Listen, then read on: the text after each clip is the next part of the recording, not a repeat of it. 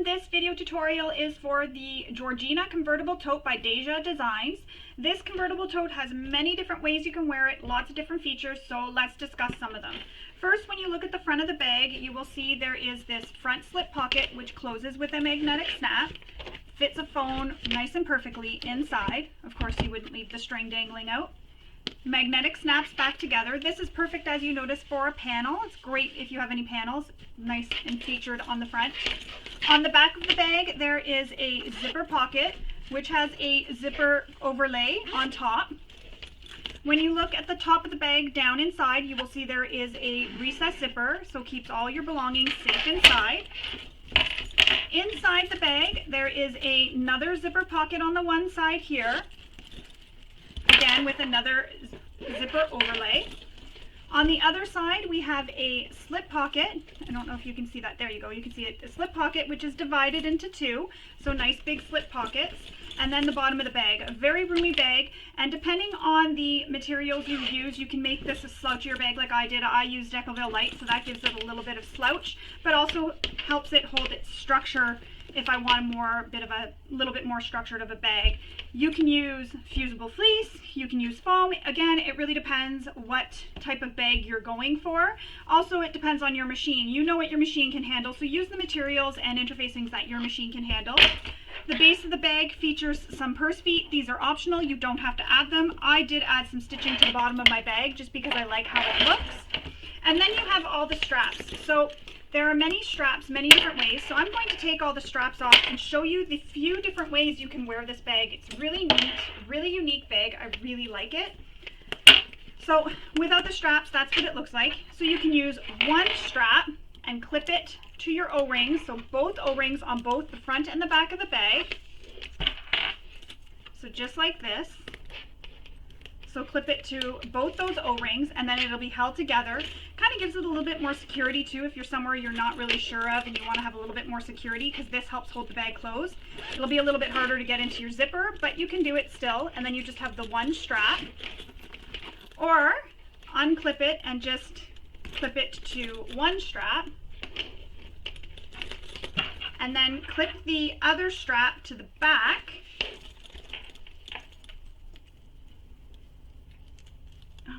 My hands aren't really working. Just like that. So then you have two handles on the bag, and that can fit nicely over your shoulder, and it'll hang nice over your shoulder just like that. Or the other option is to clip both the handles together again with the O-rings. Just like that. So you have the two straps, so two separate straps. Clip them to both the O-rings so that both the O-rings are clipped together. And then bring it down and clip it to this D-ring down here. And then you have a little backpack, just like that. And then you also have another strap. So I'm just going to put these off to the side for now. You have another strap. A little bit hard for me to get that unclipped. And this is your crossbody strap right here. So you will connect it to these D-rings right here. And you can also do this with one of these straps too. You can just connect it to the D-ring and have a strap, just a regular shoulder strap as well. But you can connect this to the D-rings and then wear this crossbody. So you now have a crossbody bag. Or you can then take it, adjust this so it's as loose as it can go all the way.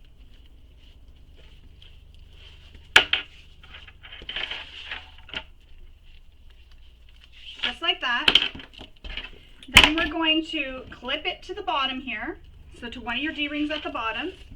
Then you're going to slide it up through the O-ring, go across the front, and then clip this in place.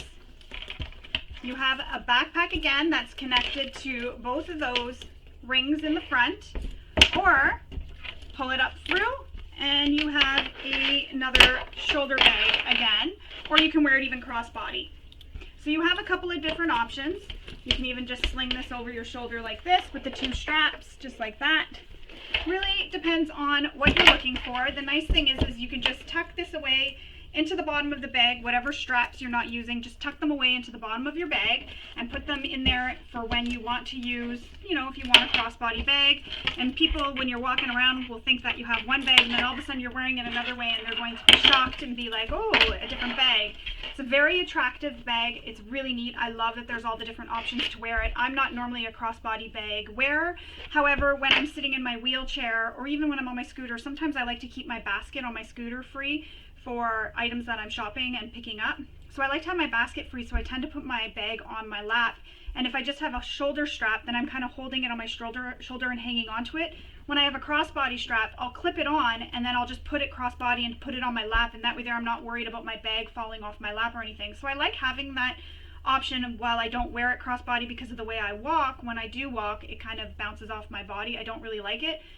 But I do like having the option for when I'm sitting to have my bag feel like it's a little bit more secure and closer to me. And I also like the option of the backpack, so that if I am somewhere, you know, where I'm standing at a cash register or something and I just don't want to be holding my bag on my shoulder because my shoulder's getting heavy, I can put it on my back. And I like that it can go through these two rings here. It kind of makes it feel like it's a little bit more secure, like you can't really get into, you could, I mean, if you tried, but you'll feel somebody fiddling with that a little bit more. And the nice thing is you can put your phone in this back pocket here, and that's against your back, and then just have items that you're not too concerned if somebody did steal them. So I really like this bag. It's a really fun bag to make. There is a lot of hardware. It's very hardware heavy. However, I do give some tips for omitting some of these rivets. You can just sew instead. You don't have to add the purse feet. You can omit those as well. If you don't want to make the crossbody strap and you just want to make, you know, the two straps here, you can definitely just make the two straps and have that instead. You can still add this, so you can still wear it with one strap across this way. It's really your choice on what you add. If you don't want to have the crossbody strap and you don't want to have these crossbody strap anchors here, just omit them and omit the crossbody strap. You can't really omit these because this is the feature on the front of the bag, so you do need to have this. But that's just one way you can, you know, omit some of the hardware and not have it as hardware heavy. So again, I'm going to walk you through making this entire bag, and I'm going to share some tips and tricks along the way as we're sewing. So let's get started. The first thing you'll want to do is read through the entire pattern. In the pattern, there's some information regarding interfacing. You'll want to pay attention to that. There is different types of interfacing you can use, and it really also depends on your machine. You know your machine the best, so use interfacings and materials that you know your machine can handle, because some machines can't handle bulk. However, this pattern, the interfacing is cut out of the seam allowance. That reduces the bulk in the seams. So most domestic machines will be able to handle this, but it also depends on the materials you're using. So again, you know your machine the best. Use interfacing and materials that you know your machine can handle, as well as threads. Use the threads that you know your machine is good with, because every machine is different, and sometimes my machine likes one thread and doesn't like another thread. So I always use materials that I know that my machine can handle. So once you've picked all your materials and your interfacing, you're ready to cut. So you'll want to print your pattern pieces, tape them all together and cut them out, and then cut out your pattern pieces. I've gone ahead and done that just because it saves time for when I'm recording the video. You don't need to see me cutting out the pattern pieces. That's kind of boring. So I've gone ahead and cut out my pattern pieces, and I've also marked all my centers. I also mark on the back of my pattern pieces what each pattern piece is. So here, this is pattern piece M, so I mark an M, and I mark a T where the top is, just so I know which way to place the pattern piece when I'm sewing it. So I've gone ahead and done that, marked all my centers. I've gone ahead and also cut out the hole for my zipper overlay. So I've gone ahead and done that. That is in the pattern. So I've gone ahead and done that. I've attached all my interfacings to all my pieces, cut my zippers, and I also like to label my zippers with where they're going. Now this bag only has 3, but some bags have way more zippers, so this is even more important. But this bag only has 3, so I've labeled them with what they are, so top, zipper closure, exterior, and lining. So I've gone ahead and done that. I've also stitched on my bottom panel. This isn't part of the pattern, but I've gone ahead and done this because I just like the way it looks, so I went ahead and did this. And that's also a nice way to help secure this heavy interfacing that we've attached to the bottom panel. I just find it helps secure it, as well as purse feet when we attach those. I haven't installed those yet because I want to show you how I install my purse feet, but that's what I've done. I've gone ahead and stitched, and you can definitely do this too. You don't have to have any specific stitching. It can be whatever you want. As you can see, I just did some fun stitch lines. I just like the way it looks. So once you have all your pattern pieces cut, interfaced, you've marked all your centers, you've done all that, and again, you'll know where you need to make some marks because you've read the pattern already, which is what I did. I worked ahead and attached interfacing and cut these out because on the video I do not give any measurements or any pattern pieces shown on the video, so I go ahead and make some of my marks so that I'm not having to worry about doing that. However, in the video, I will have to stop at times to grab out a pattern piece and use a pattern piece to make a mark. So I just pause the video and then I come back and I show you. So you will want to have your pattern open as well as the video so that you can refer to the pattern for markings or where you need pattern pieces, things like that. Because like I said, I don't give any measurements and I don't show any pattern pieces on video. And that's just to protect the designer because they do really work really hard at these patterns and I don't want to give anything away. So again, once we have everything all cut and all fused and all our lines made and all our marks made, we're ready to start sewing, so let's get started. So as I mentioned with the bottom, I did do some stitching, but I wanted to show you how I install some purse feet because this pattern does have purse feet attached to the bottom of the bag. Now the purse feet are optional, so if you don't have purse feet in your stash, not to worry, you can go ahead and even do this stitching instead of having purse feet, just to add a little bit of decoration to the bottom of the bag. So for this bag we need 4 purse feet. Usually they come with prongs, however these ones that I have do not have prongs. So I'm going to show you how I install them without prongs. So you'll need your purse feet, some duct tape, and you'll also want to use a heavy stabilizer if you don't have a heavy stabilizer attached to the bottom of your panel. I do, so I'm not concerned, but normally what I do is I just use scraps of Peltex. That way there it acts as an extra strength and stability for the purse feet. Now usually I would use washers here, but I don't have washers, so what I'm going to do is open up my purse feet just a little bit, and then I'm going to make some marks with where the purse feet are. There's a couple of different ways you can do this before I get started. You can leave the purse feet together, mark one line, push the purse feet through, and then just fold them out. I'm going to do this where they hug the bag, and the reason why I do that is because I've had issues in the past with my purse feet poking through and falling out of my bags. Just over time they've come out because I had the purse prongs open, and I don't like having that happen anymore. So just to avoid that happening, I fold the prongs over each other. So if you have washers, this is obviously a little bit easier to do. Right now you're just sort of making the marks where the purse feet would be. So now I'm cutting the holes of where I made the marks for those purse feet. I'm just using my seam ripper. And if you're nervous about your seam ripper sliding, so going and you're sliding off, take a pin and put it in at the end. So just like that, you put the pin right here at the end, and then when you're seam ripping up, you'll stop because you hit that pin, and that'll prevent you from ripping any further than you need to. And you can do that anywhere that you need to use your seam ripper if you're just worried about, you know, accidentally cutting a little bit more than you need to. Now I'm using a non-fraying material, this Mora vinyl. However, if you are using a quilt cotton or anything that'll fray, I do recommend applying some seam sealant. So Fray Stop or Fray Check is excellent. I do recommend applying that just because you did make little slits inside your bottom. And I can't see where those slits are, so I'm going to make them a little bit longer.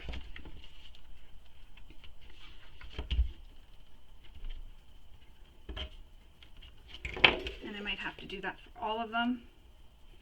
So once you have your slits, you'll just poke your purse foot through and you'll see the 2 prongs. And again, you can do it the other way, but usually the washers have 2 slits.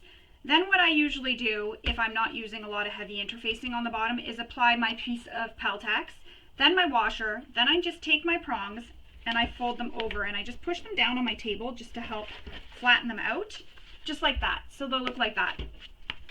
So I'll do that with all of them. And then once I have all of them cut, or installed, sorry, what I like to do is apply some duct tape over the prongs, and this just helps not only secure the feet in place, but it also helps prevent the backside of these prongs rubbing through the lining material over time and eventually ripping through the lining material.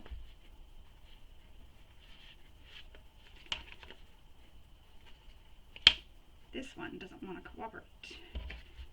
Another thing I like to do, or often like to do, is take some glue. So I'm going to do that now on this one, and I'm going to open up the other one and apply it inside. Sometimes these little pronged feet, the prongs like to come off and the little feet like to come off. So to prevent that, I've put some glue inside the little bucket. I'm going to cut that hole a little bit more.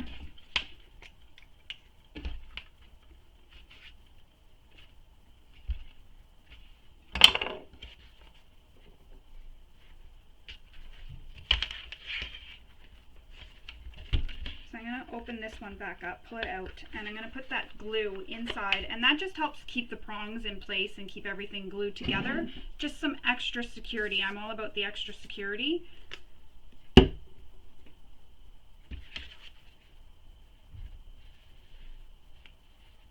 I'm having the hardest time today with my hands.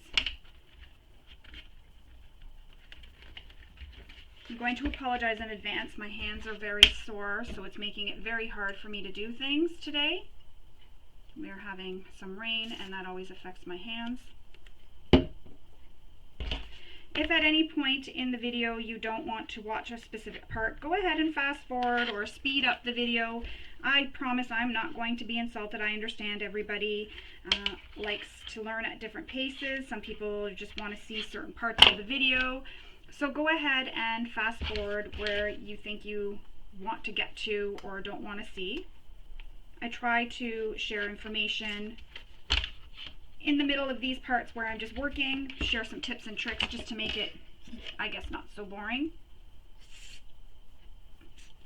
Makes it a little bit more interesting to watch.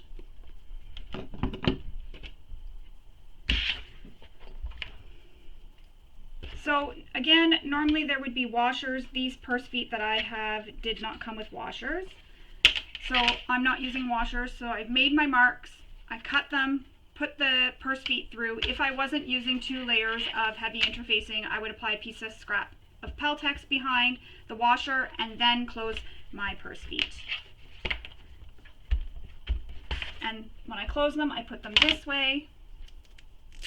You can definitely install them whatever way you prefer.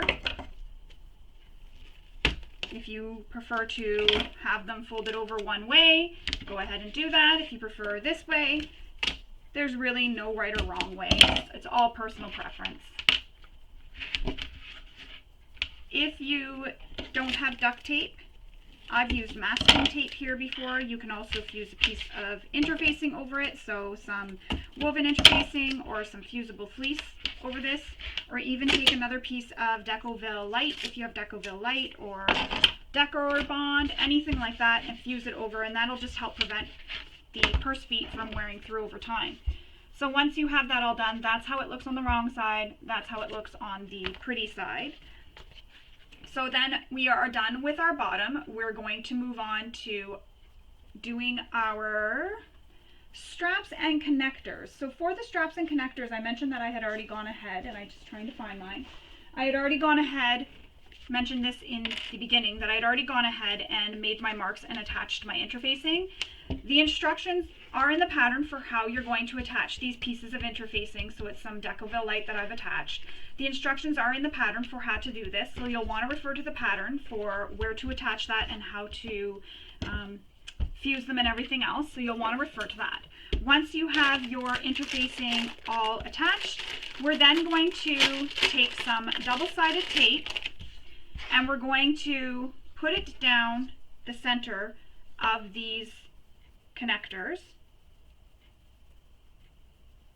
So you right now might have 2 pieces that look like this. We do end up cutting them in half, so you'll have 2 shorter ones and 2 longer ones, so they do get cut in half. That's why I have so many pieces.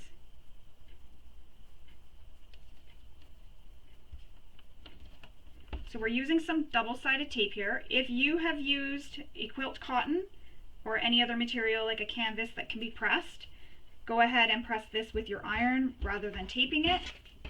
If you don't have double-sided tape, another thing that works really great is washable glue stick. You can use that instead. However, you do have to wait for it to dry, and if you're using a material like I am, like a faux leather or a cork or vinyl, anything that you can't iron, you have to wait for it to dry before you can stitch it, because your needle will get gummed up.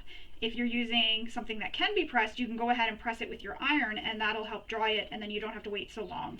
So when I'm using a material, like I said, like I'm using now, what I do is I just apply the glue, leave it dry, and I move on to a future step, so that I don't have to worry about waiting. I just push it to the side and I move on to the next steps and continue, and then I come back to it a little bit later when I know it's dry. And I usually give it 10 minutes or so to dry. Seems to be enough. So I've applied double-sided tape to the center, and I'm using a thinner tape rather than the thicker tape down the center. If you have 1/2 inch or even like I do, just a 1/4 inch, but if you have a 1/2 inch, you can just run it right down the center. If you have smaller tape, you can just do like I did on both sides. So once we have that, we're going to take the long edge, one of the long edges. So first you'll remove the backing of the tape, the paper backing, and you're going to fold the long edge in to meet that center mark and press it down so it stays in place. Again, if you're using a quilt cotton, you can just do this with your iron. You don't have to use the tape. You're going to repeat that for all the other connectors and all sides. So press it in to meet the center so that you get a piece that looks like, I'll show you as soon as I get this all pressed. Looks like this. So you have this raw edge down the center here that's meeting in the middle and nothing on this side. So you repeat that for all the remaining pieces. So fold the long edge in to meet the center.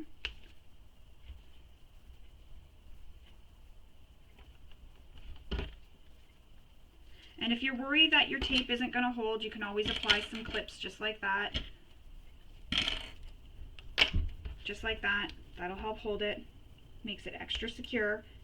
That seems to be my favorite word when it comes to bag making, extra secure or secure.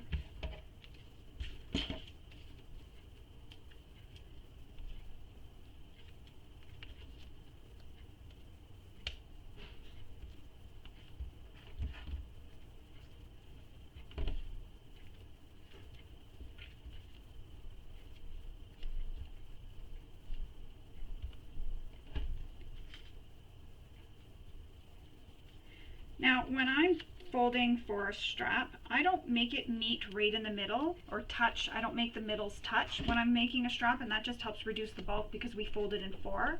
And I'll explain that a little bit more when we're making our straps.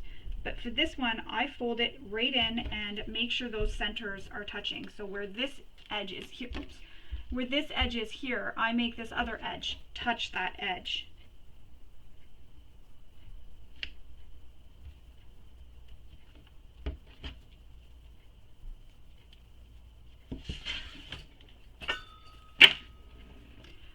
And that's all 4 are done.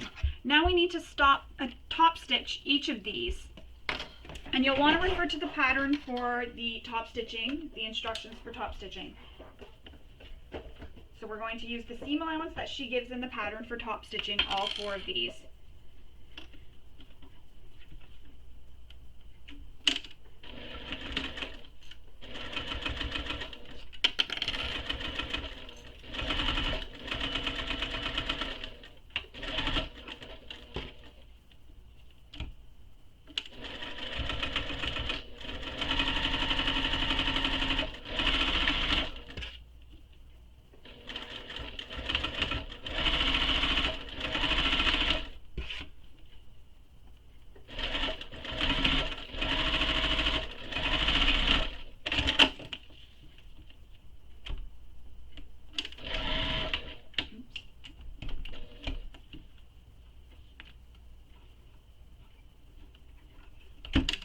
Thread came out.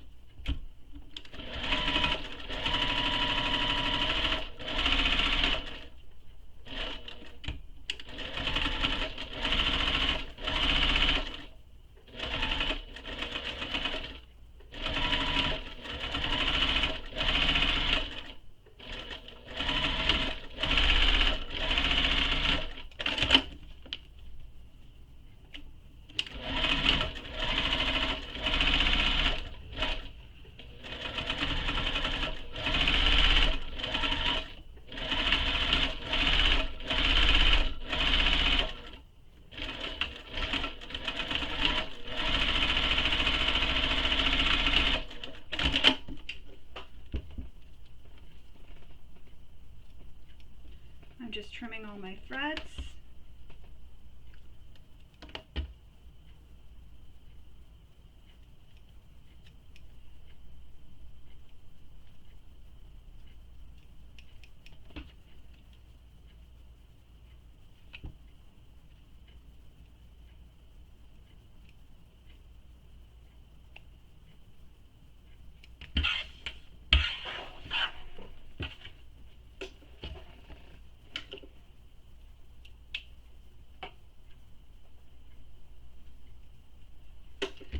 And there we go, they are all stitched. They will look like this when done. So there's the short one and there's the long one. And that's how they look when they are all done. So next we need our main connector reinforcements. In the pattern she gives some instructions for how to trim these, because right now you'll have yours as just long rectangles. I've gone ahead and trimmed mine as per the instructions in the pattern, so you'll want to go ahead and do that, and then draw the line down the center as well. I've gone ahead again and I've done that before I started filming. You'll also want to take your pattern piece A, so they look like these, and you'll want to make the line down the center. Again, same thing, she gives the instructions in the pattern for how to do that, so you'll want to do that.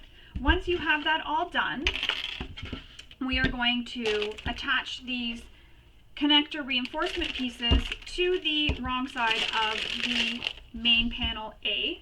So you'll want to apply some double-sided tape. So I'm going to use this one.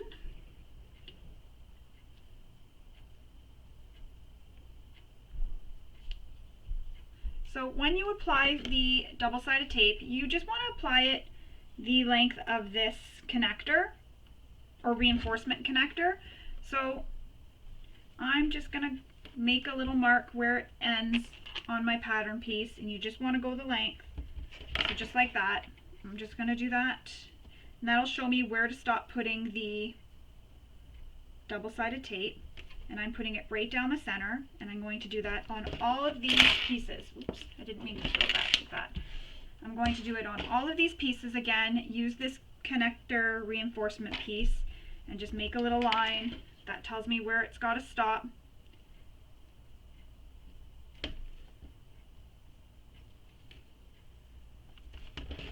And if it's a little bit shorter, that's okay. This is sticking to my fingers more than it's sticking to my pattern pieces.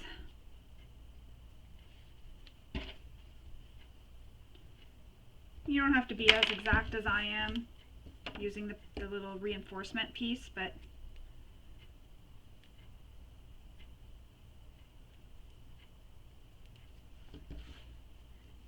and if you really want, again, you can use some glue here for this part.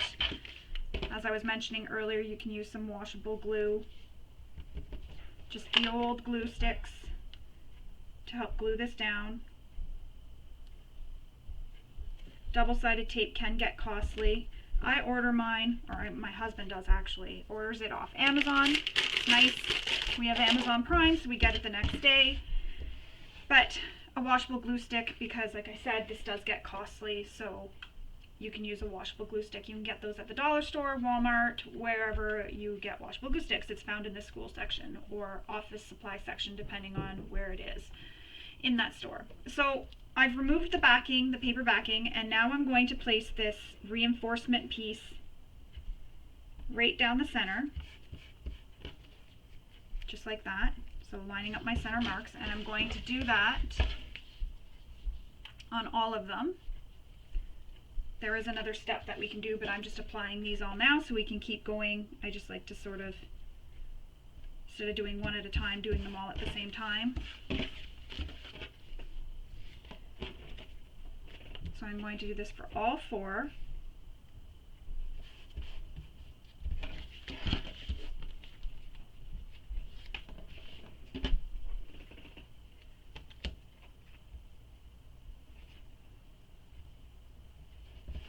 Just like that. So then we're going to take another piece of double-sided tape and put it down the entire length of the strap, down the, or the piece A. Sorry, I said strap because I'm used to saying that for strap. All the way down the entire length of the connector or pattern piece A.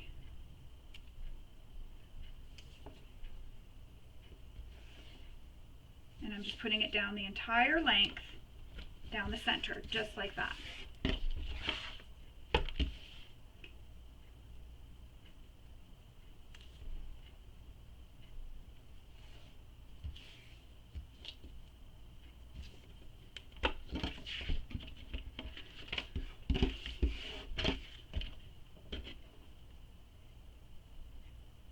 And you may be wondering what I'm doing with my tape. What I do is I fold it back onto itself and then I peel back the backing, and that creates like a little tab, because right here where I folded back there's no tape.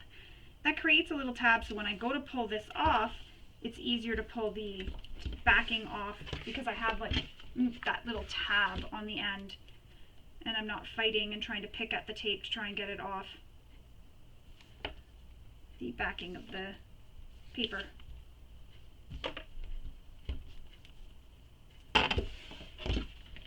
So then we have those all the way down the center, just like that. So now we're going to remove the paper and fold the long side edge towards the center mark. So we're going to fold these towards that center mark. And then we're lining it up so it meets the center line.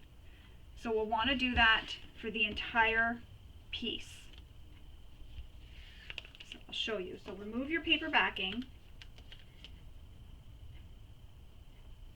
And then you just press it in to meet that center line.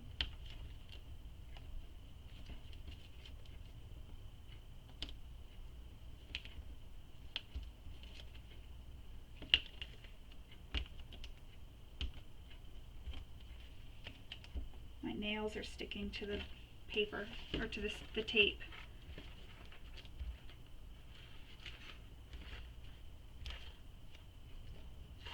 Now you can use 2 pieces of tape for this if you prefer.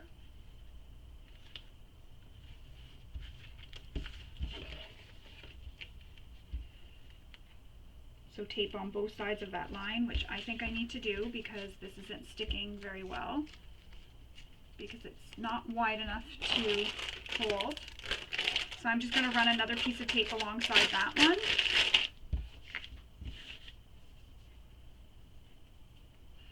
Just to help hold it in place.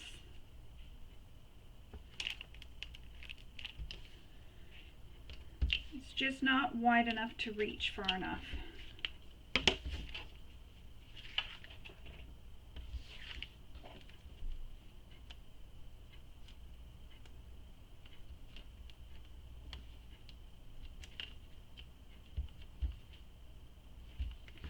So you're just pushing the long edge in to meet that center line that you have drawn on this connector piece, and you're just pushing it against that line, just like that. So you can see I have one side folded in.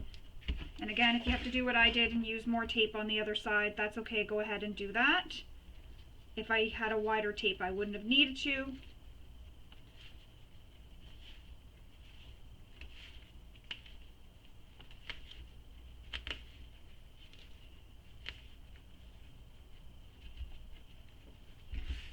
The tape is so sticky it sticks to my fingers and my nails.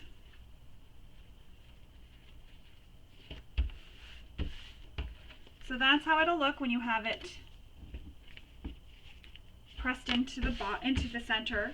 Now what you need to do is, at the bottom here, it's formed a little peak, a little V at the bottom. You can see it's formed a little peak here. So we're going to trim that so that it is even with the bottom. So you can go ahead and take your rotary cutter and cut this. I'm just, for video purposes, using my scissors. So I just trimmed them off. I just have these little pieces, and now I have that nice straight edge. So now we're going to repeat that for the remaining connectors. I'm just going to fix this. It seems a little wobbly here.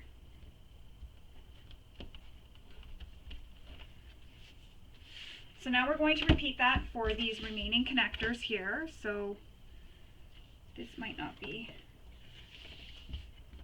far enough over, we'll find out. So again, push that edge in to meet the center.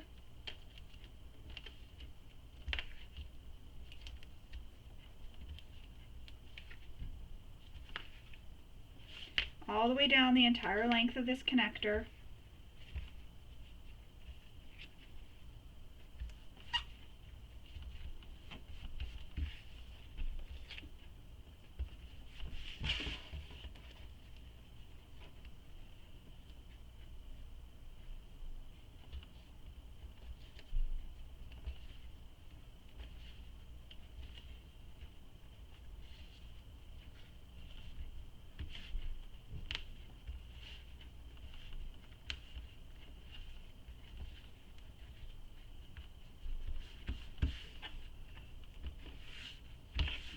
And then once you get that done, trim the bottom.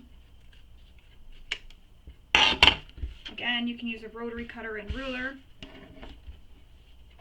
and it'll look like that. So I'm going to finish these last two and then come back and we'll continue on. Alright, so I have finished all my connectors, and I've worked ahead because you need to use your pattern piece to mark the lines for the O-ring and the top stitching, and then I've used some painter's tape to mark my top stitching line as given in the instructions in the pattern. So you'll want to, again, use your pattern piece to make these two lines on each of the connectors. Once you have those lines made, you can use some double-sided tape to mark the top stitch line. So what that will do is it'll show you where you need to start and stop top stitching. So now I'm going to top stitch this from where this line is here, or my tape, so I've used some painter's tape. I'm going to top stitch up, across, and back down, just as she gives in the instructions in the pattern. And I'm going to leave some long threads to pull through to the back so we have no back stitching. This makes it nice and clean, so long tails, and then we'll pull them through to the back. So I'm going to top stitch all of these, and then I'm going to show you how to pull the back stitching, or the tails, sorry, through to the back. So no back stitching when you start stitching. And when you get to the other side, back down at the other end, we're not going to top stitch there, back stitch, sorry, there either, because we don't want to have any of those long back stitch marks. We're going to leave the long tails.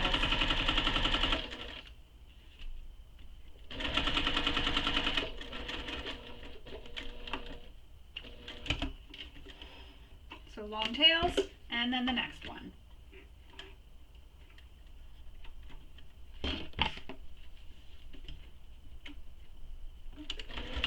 Oops, I back stitched. It's okay, I'm going to... If you back stitch like I did and you catch yourself right at the beginning, because it's just a habit, it's not a bad habit to have, to back stitch, really. Just cut the threads like I just did. And then you won't have any back stitching there.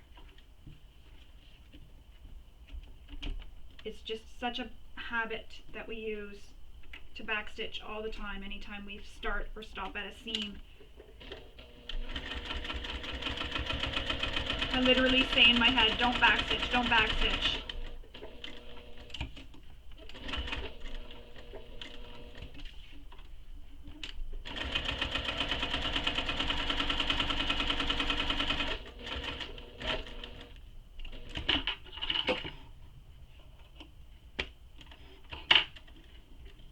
And sometimes I accidentally press the wrong button too. Instead of the lift needle up button, I accidentally press the cut button.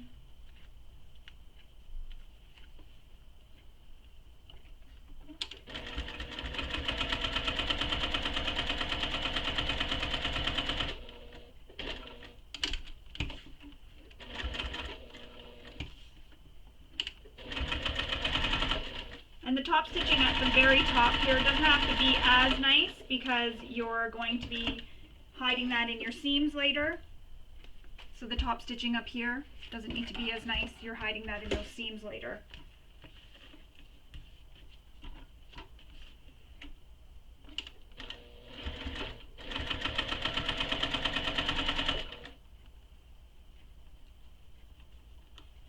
Uh-oh, my tape didn't hold there.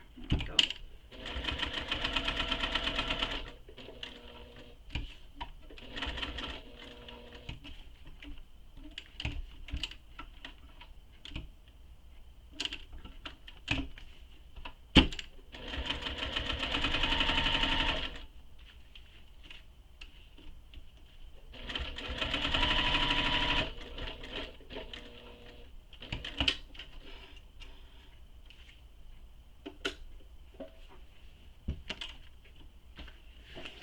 There you go.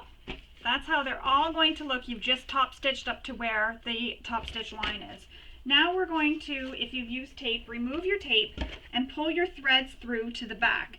You can use your seam ripper to grab it. So what I do is I just pull the back string, and that creates, I don't know if you can see, there's a little loop right here. That creates a loop from the one on the front, and I just pull it through just like that. So now both my long tails are through to the back, and then I'm just going to tie these off. And then I'm going to repeat that for the remaining 3 connectors. So I'm just going to tie a knot, and be careful when you're pulling, because you can pull really tight and then break your threads, and you don't want to do that. However, if you do, just it's kind of a pain in the butt, but unpick all your stitches all the way through and just re-stitch the connector where you've top stitched. It's a little bit of a pain in the butt, but it works. I've had to do that a few times myself in the past. I have a piece of tape stuck to my finger.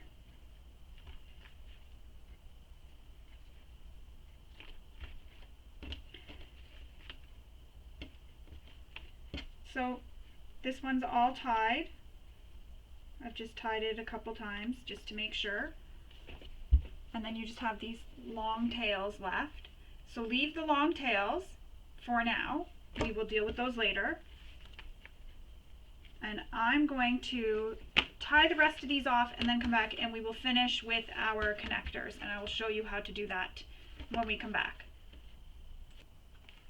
So here's how it looks once you've pulled the thread tails to the back. So again, you want it to be the back, so the top side that you're tying it on is where you will see where you folded it in. See how that's where my folds are? That's where you'll tie them on. You'll be pulling your threads through to that side. So I'm going to cut my tails just a little bit, just so they're not as long. Cleans them up a wee little bit.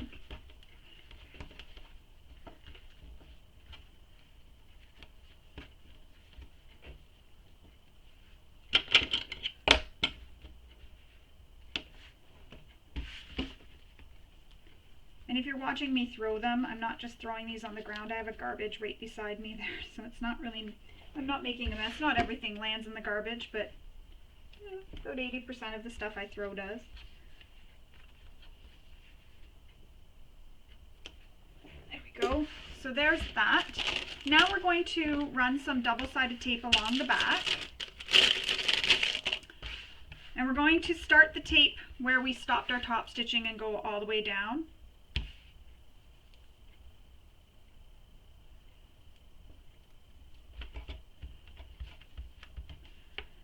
Actually, I'm going to go up above my top stitching just a little bit. So if you've kept some thread tails, just move them out of the way while you're applying this tape for now.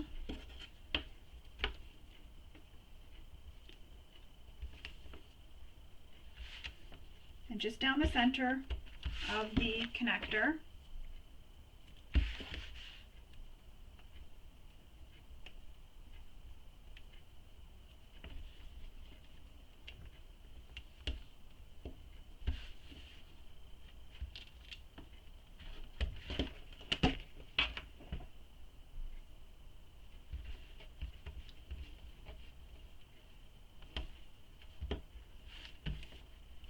You just don't want the tape to be up where your O-ring mark is. You don't want to go up that high with the tape.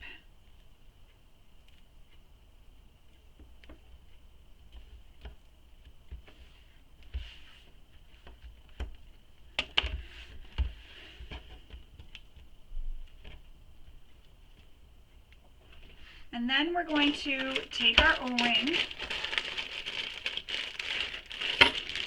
So when I get all my supplies for my bags, I just put it in one giant Ziploc bag so it's all together. This way here I don't lose anything as I'm going along.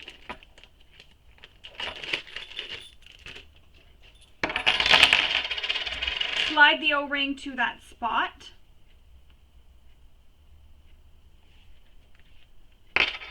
And I'm going to peel this tape back a bit and push these tails that we had from earlier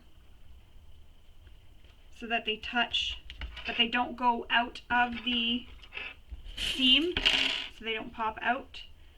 So we're going to fold this connector down at that line so that the O-ring is at that line, and I'm just folding my connector down. And because I've used some double-sided tape, it's sticking there with the double-sided tape.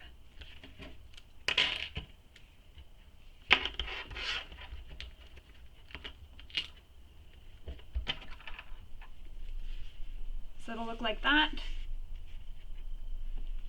So again, I'm just going to peel back some of my tape, the backing, fold over my tails so they stick to the tape. You could have cut your tails shorter if you wanted. Then fold the O-ring, put the O-ring so it's right at that line that you made.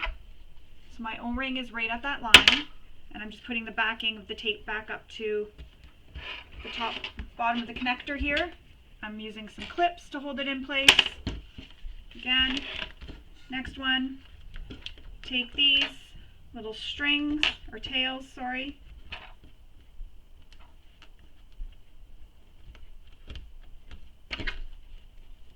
the O-ring,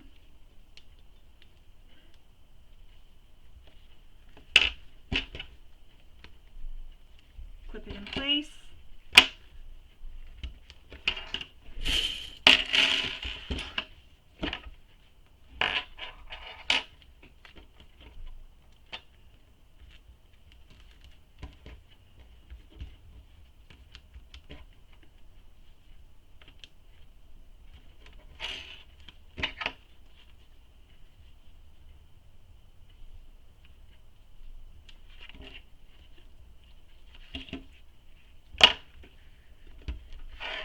And that's how they will all look from the wrong side, and you'll have some double-sided tape. And the reason why that double-sided tape is there is that's to help have hold these to the main panel when we put them onto the main panel. Next, we need to put some double-sided tape onto this part of the connector, which will be what was the right side of the connector.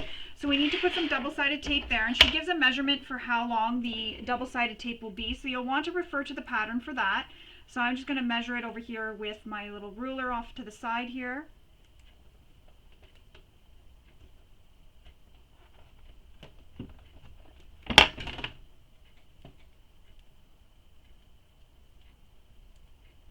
So you just want to put some double-sided tape just like this. Just like that onto this part of the connector so that we fold it over. So right now I'm looking at the right side. So you'll want to do that on the connector on the back side.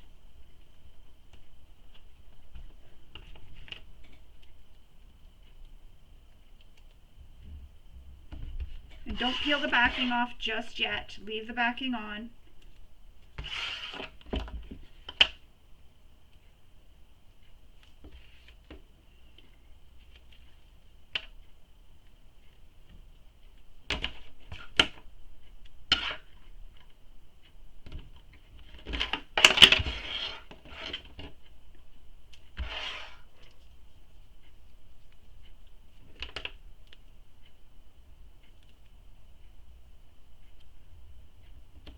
And then once you have that done, we're going to set these to the side for now. So again, you've placed some tape, some double-sided tape from the bottom of that connector that we folded over. So there it is, it's folded over.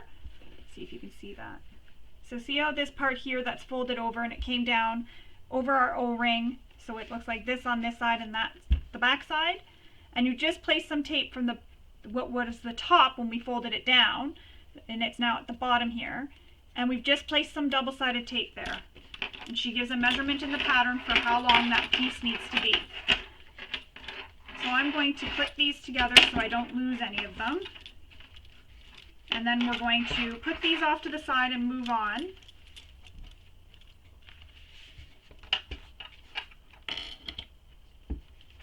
They don't want to stay together. There we go. So I just clip mine together so I don't lose any of them. Now we're going to put these to the side and move on to the next part of the pattern. So we're going to be working on the shoulder straps and crossbody straps. So my pieces are a little bit different and I'm going to explain why in just a second. So here you will have 3 pieces. You'll have your crossbody strap and your 2 shoulder straps. Now mine are a bit smaller because I'm making mine double-sided. I'm going to link to a PDF that I have in the description below in the video. So if you want to make yours double-sided, go ahead and pause the video, go look at that PDF, and then you can go ahead and make your straps that way. Or you can refer to other videos for other patterns that I've made, such as the Yasmina backpack. There is a part in the video where I show how to make the double-sided strap, so you can go ahead and refer to that. So I'll link that below in the description as well. Again, it's all different ways of making double-sided straps. If you already have a method that you use for making double-sided straps, go ahead and use that, whatever you're most comfortable with. But for those of you who have never done double-sided straps, they are really pretty. They're really very easy. They look a little bit more difficult. They're a little bit more time consuming. They look a little bit more difficult, but they're really not. They're very easy and they're very pretty, and I find they just add a little extra oomph. And there's many different kinds. There's peekaboo ones, there's all sorts of ones, but I just do your basic two-sided strap. So especially when I'm using something like a faux leather or a cork, I don't use as much because I don't have to cut my strips as wide, so I actually use a little bit less. So if you're making these as per the pattern, what you will do is you will make a line down the entire length of the strap down the center. So you'll make a line down the center of the entire strap. So your strap will be this wide, so it'll look like this, and you'll make this line down the center here. So imagine this is my line, this little white piece. You'll draw that line. You're then going to take the double-sided tape and place it down the center of the strap or on each side of the line. So you want to place a piece of double-sided tape down the center of the strap on both sides. Then you will take the one long edge and you will fold it so that it meets the center. So you will fold it just like this. So I'm going to do this as if we are using double-sided tape. And again, yours will be wider. So you're going to fold the one long edge in all the way down, just like that. You'll go the entire length of the strap, folding one side in to meet the middle. You'll then fold the other one in to meet the middle. So it'll look like this.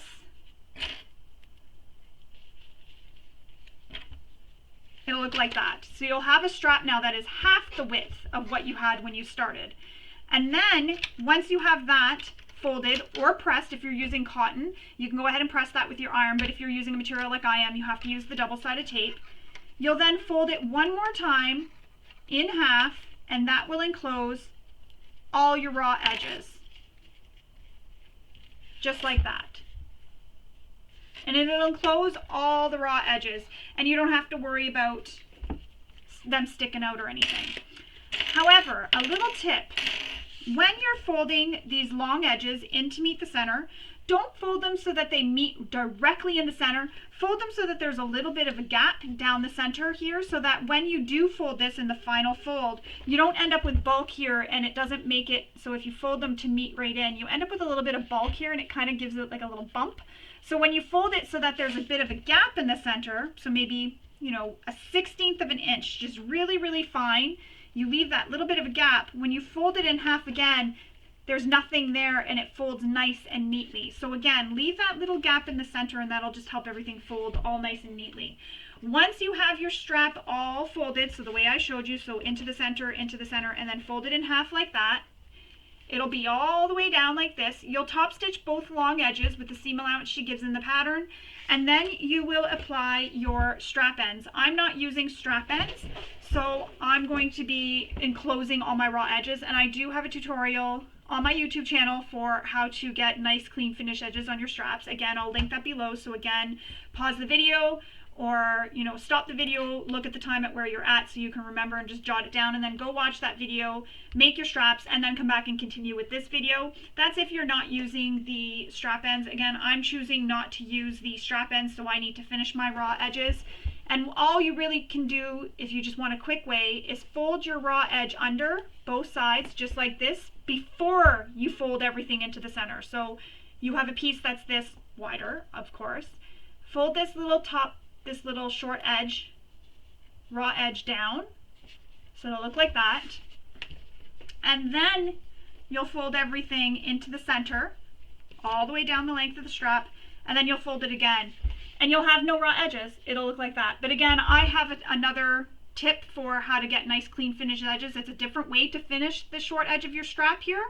So I'll link that below in the description of the video, and it's just a different method than this. This is a much faster method, but I have a different method that I prefer myself and I use all the time because I just like the way it looks.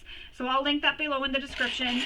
Use whatever method you're comfortable with using. If you want to give the methods that I'm posting below a try, go ahead. So that's how you do your strap. If you have your strap hardware, you'll attach your strap hardware to the raw edge as per the manufacturer's instructions. So go ahead and follow the manufacturer's instructions for attaching your metal strap end. So I'm going to go make my straps because, like I said, I'm making double-sided straps. So I'm going to make my crossbody strap and my strap, and I'm going to punch all the holes because I am using rivets. So I'm going to go ahead and do all of that as well. And then we'll come back and we'll continue on with the pattern. So once you have your straps all sewn, again, mine look a little bit different because I made mine double-sided, and I will have that link below how to make the double-sided straps as I mentioned before. So now that they're all stitched together, I went ahead and made my marks and punched my holes for where I'm putting my rivets. If you don't have rivets, you can sew what we're doing next. You can just sew them to the hardware.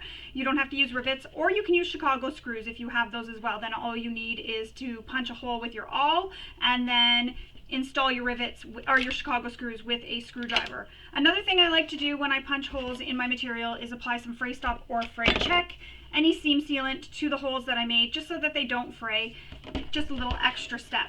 So now we need to grab our crossbody strap and our hardware for our crossbody strap. So that'll be your slider and your 2 swivel hooks. What you will do is take the slider and slide it. So if you made the holes already, you will have it on the end where there's just 2 holes. So the other end here of my strap, I don't know if you can tell, it has 4 holes. This end has 2. So we're just going to put it on the end that has 2 holes. And I need some rivets. Again, you can just sew this rather than using rivets, so you can just sew across this end here. Go back over it a couple times just to really make sure it's secure. Or use Chicago screws.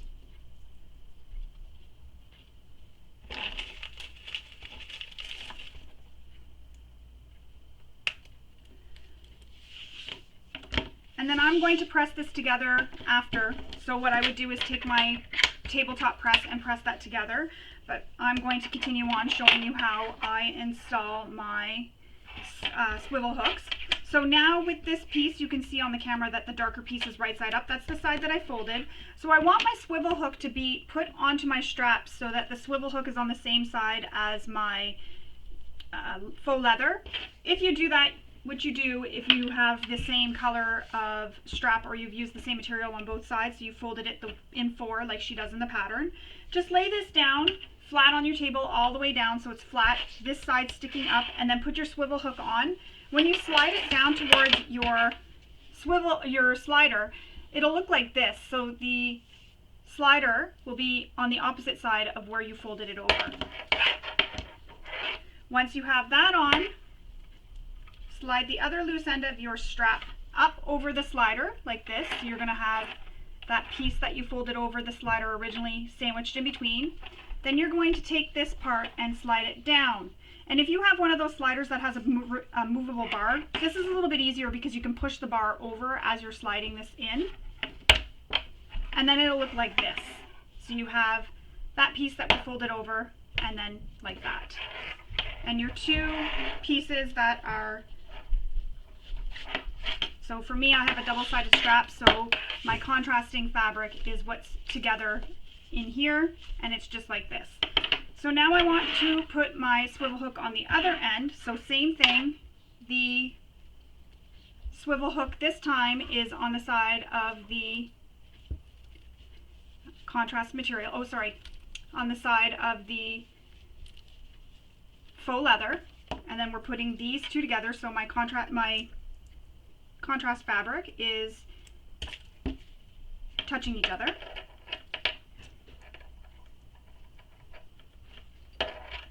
And again, you can sew this one as well. If you don't have any rivets or Chicago screws, you can just sew this together.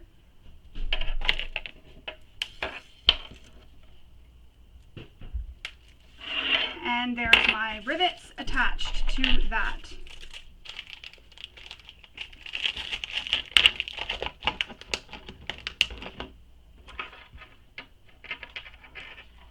Next we need to, so I'm going to put this to the side. I haven't pressed the rivets together yet. That's on purpose. I'm going to do that once I have all of this done.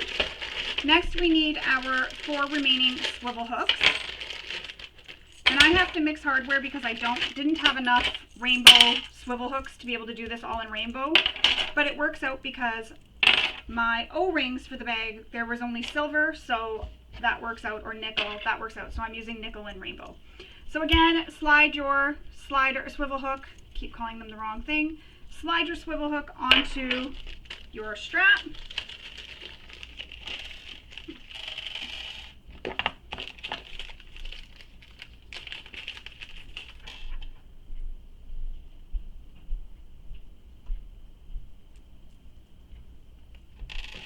And to save on rivets, you're probably wondering what I'm doing. To save on rivets, or to get more use out of my rivets, what I like to do sometimes is use a flat cap on the back side of one and like this is a kitty cat face, use that on the other end, and that way there, instead of, say you get a pack of 20 rivets of these, you end up with 40 because you do it that way.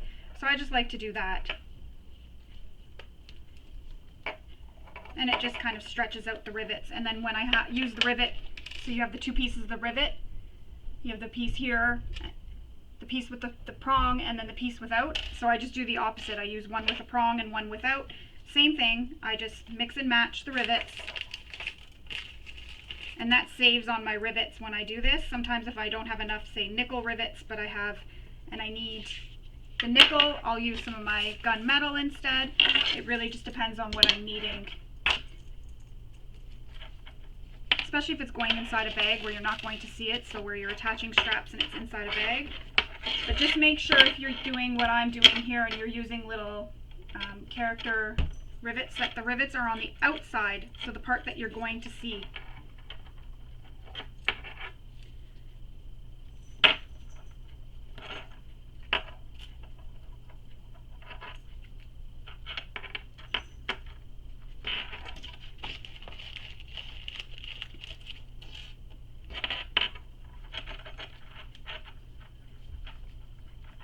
See, this way I've only used 4 rivets, 4 halves, rather than 4 whole ones. So I saved, so it's going to be the solid circle on the back and then my kitty on the other side. Again, swivel hook on.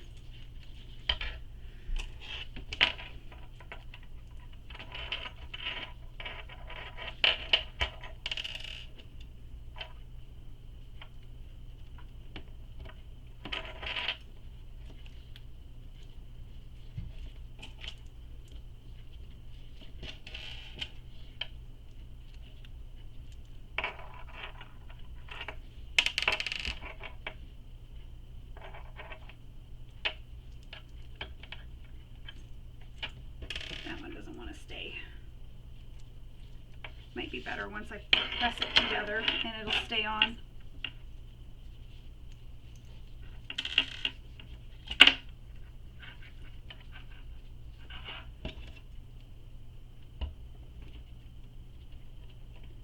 Yeah, they don't want to stay together. So now I'm going to press all my rivets together. That'll set them so they won't fall off like they're doing now. And then I will come back and show you what we do next. So here's how they look once the rivets are all attached. Again, you can just sew straight across if you don't have rivets, so sew a row of stitching instead where you would put the holes for the rivets. Just sew the stitching lines at those marks instead. So that's how those look, and that's how these ones look. So I use the little kitty rivets. They're so cute. These kitty rivets are from DEJA Creative Designs. They won't be available until June 24th. They'll be for pre-order, but they're super, super, super cute. I just love them. I don't know if you can see them. There we go. You can see them there. So the straps are all done, and we're all done all our prep work. We can put these to the side and then move on. Now we need one of our linings, and one of our exteriors, as well as our 2 zipper pocket overlays. In the pattern, she gives instructions for where you're going to place these zipper pocket overlays, so you'll want to refer to that and place these at those marks that she tells you to. So there's a measurement from the top down for where to place these. I've already done it for my lining, but I didn't do it on my exterior yet, make that mark.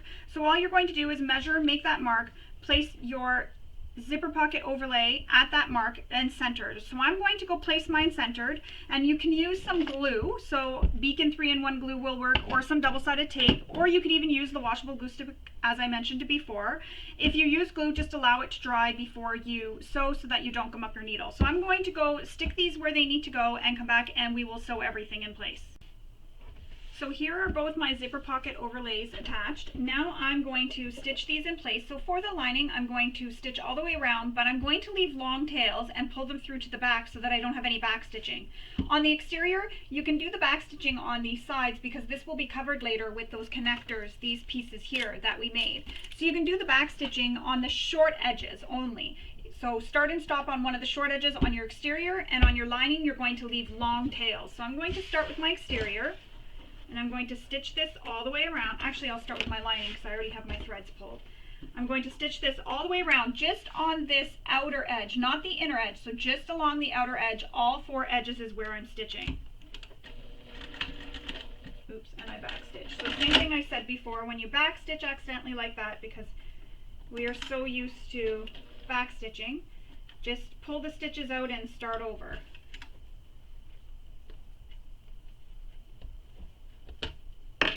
And it's pretty easy to pull the stitches out.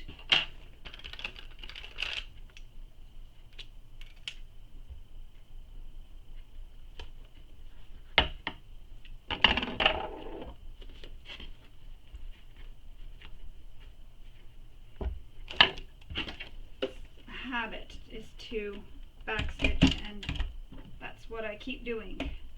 So again, long tails.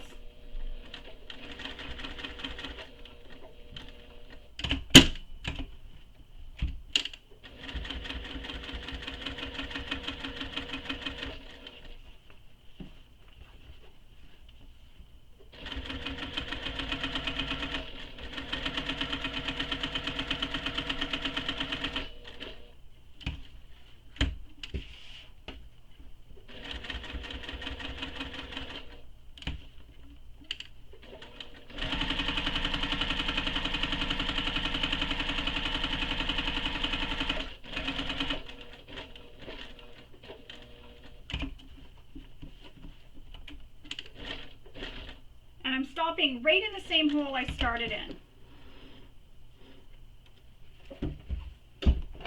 So then you're going to pull your tails through. So get that loop and pull them through. And we'll just tie them off. And this way here, as you can see when I pull it through, there's no back stitching on this end.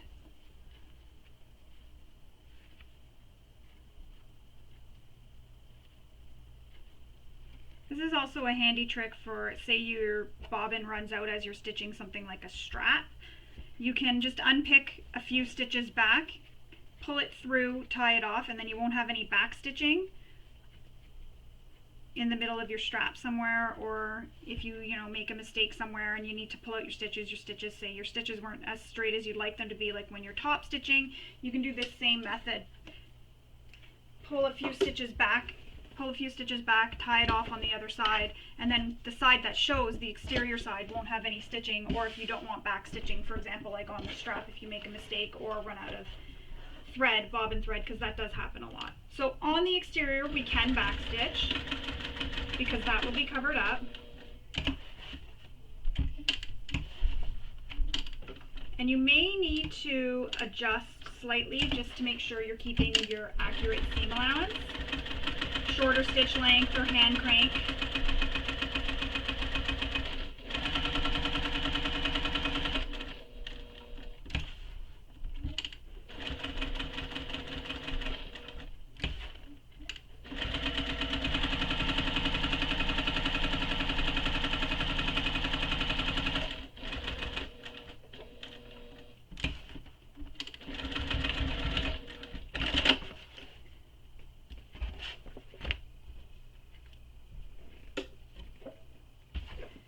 how they both look, stitched on to the panels.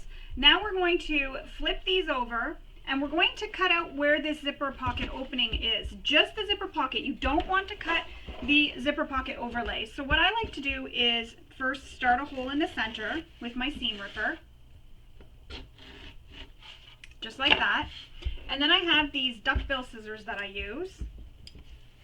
And I just cut it. And this doesn't have to look pretty because your zipper is going to be covering it, and your lining material is going to be cutting it. Everything's going to be covering it, so you won't see any of this cutting because the pocket is sewn into this. So it doesn't have to be pretty, just as long as it's cut away from that opening.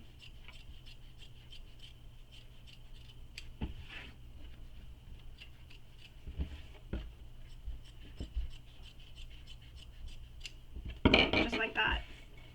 So now I have my zipper pocket opening. So repeat that for the exterior. And because there is an interfacing on this, it's going to be a little bit thicker for you to cut.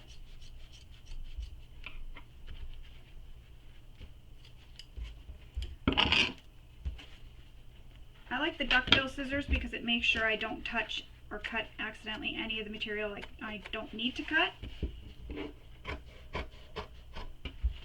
I'm just cutting down the center more here. And just be careful not to clip the stitches.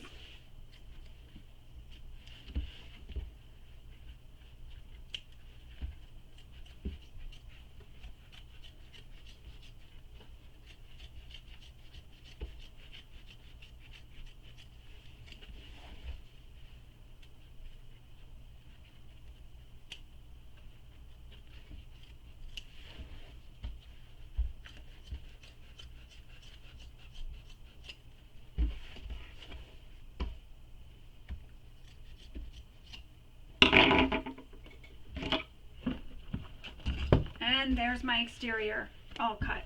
Oops. Shouldn't have pulled that, I should have trimmed that thread. So there's the exterior. Now I have both, and again, be careful not to cut your zipper pocket overlay or any of the stitches.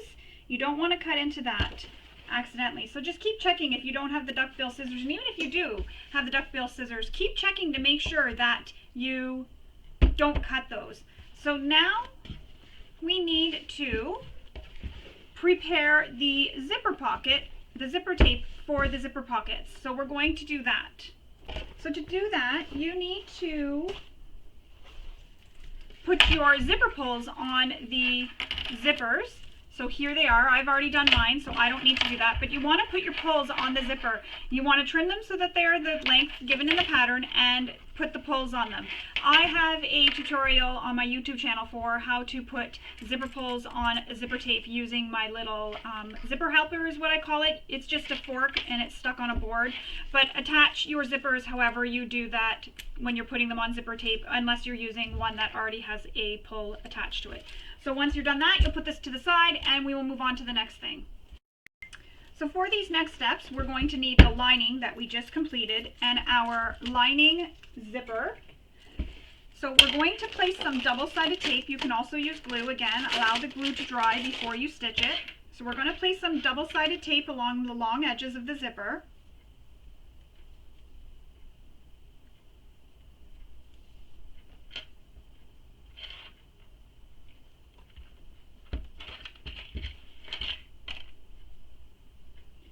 And if you're like me and you have a pull that's specific for your exterior and one that's for your lining, you just want to check that you're using the correct zipper. So I have a zipper that has a cat for my exterior that I want to use, so I'm making sure I'm using the one that's not the cat for my lining.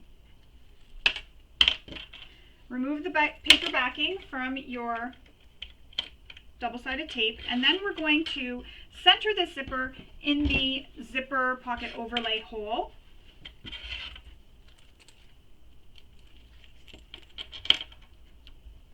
And I like to line this up with my stitching first, flip it over, and then check and see how that is. Just because I cut this to the length given in the pattern, so I know it's going to be the accurate size. So I'm centering this in the hole. And my zipper, because I've put my zipper on myself, it's in the center already, so it's not going to be in the way until I do so, and then I'll have to shift it around. But it's centered inside the zipper overlay. Everything is nicely centered and pressed down. Now we need to grab one of our zipper pocket pieces. So that is piece, trying to see, K. So we need piece K. So it'll look like these. You'll have 4 of them, but you only need 1 right now. Flip your lining over, so now you're seeing the wrong side of the zipper. And we're going to take our zipper pocket lining and we're going to turn it so it is right side down against the wrong side of the zipper. And you can use some tape or some masking tape or some double-sided tape to hold this in place. I'm just going to use some masking tape, and then I'll put masking tape along here. So I'm lining it up with the bottom edge of the zipper, just below.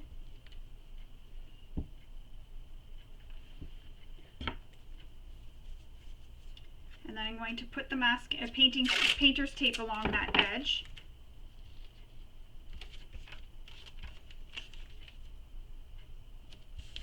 And this is just going to hold it in place for me.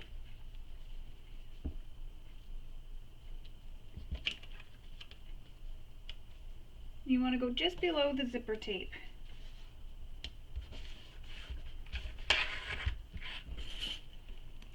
And then what I'll do is I'll use some pins.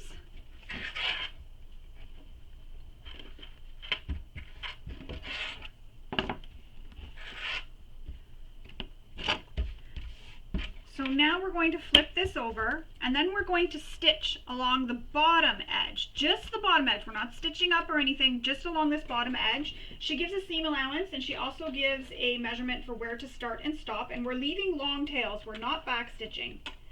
So you're going to leave long tails at both the beginning and end, and then we're going to pull them through and tie them off like we've done previously.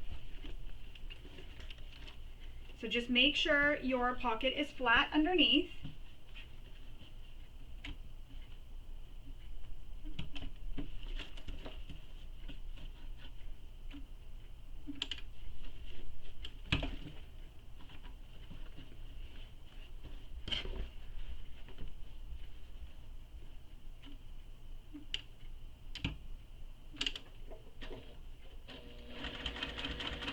Almost did it again. I almost back stitched.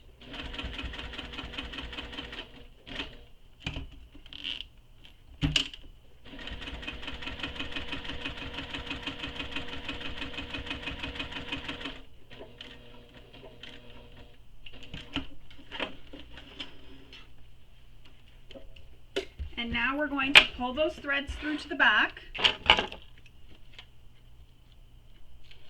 And all I do again is I just pull the back one, and that causes the front one to pull up and make a loop, and then I just pull it through. You can use a stiletto or your seam ripper, or even your pins or your backside of your scissors. I use my small thread snips to grab that loop.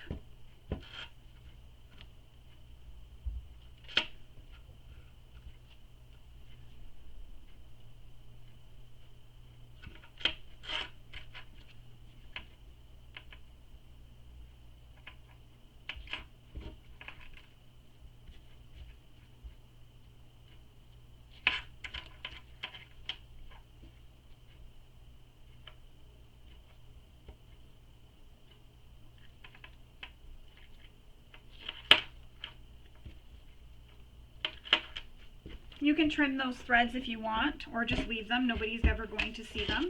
So then we're going to flip this down, but before I flip it down, I'm going to remove my masking tape.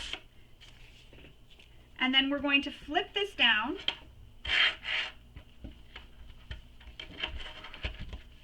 Just pressing it with my fingers.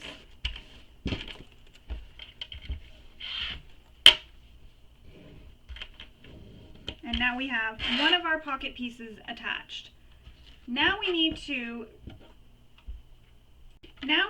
grab our second K piece, and we're going to place this one over the first zipper pocket we sewed.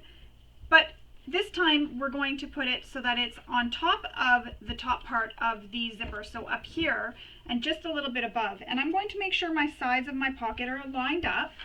And I'm just going to use the same tape I used previously. It's not as sticky anymore, but it'll do for a little bit.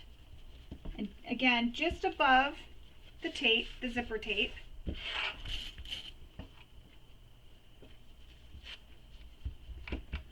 Make sure you keep your sides all lined up, and when you're using pins, if you're using them, just make sure you're not putting it through your zipper overlay. And then now that we have that all pinned and secured in place, we're going to start where we started stitching, stitch up, across and back down, and stop in that needle hole where we started and stopped here. And again, we're leaving long tails, we're pulling them through to the back so we don't have any back stitching. So start where you stopped in that exact same needle hole, and what I like to do is line this up with my presser foot up and then put my presser foot down. So I put the needle into that first needle hole and then put my presser foot down, and then I start sewing. And that just ensures that it goes right into that first needle hole.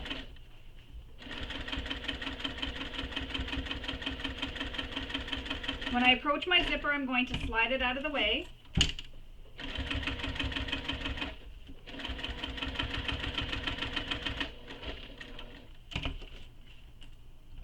And now I'm going to stitch down, and I'm stopping, and I'm going to check, because if I need to, I can lengthen my stitch length, shorten it to make sure that I get right in that needle hole where I started.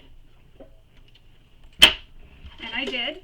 So I started here, went up, started in the needle hole where I stopped or started, depending on which side you stopped or started, stitched up, stitched across, went back down, and stopped again in that needle hole.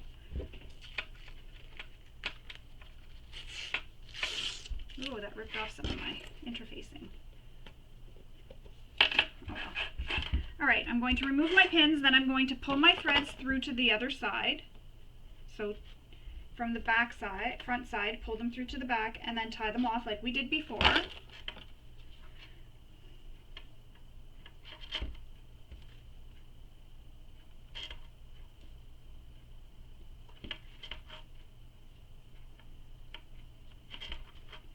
And I'm not too concerned about where that tape is. I'm just going to leave it there. I could have even just left the tape on.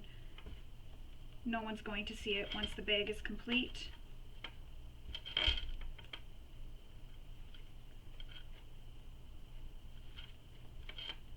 So it'll look like that. You'll have no back stitching on the sides whatsoever. You'll just have a nice, clean, smooth overlay with your zipper installed.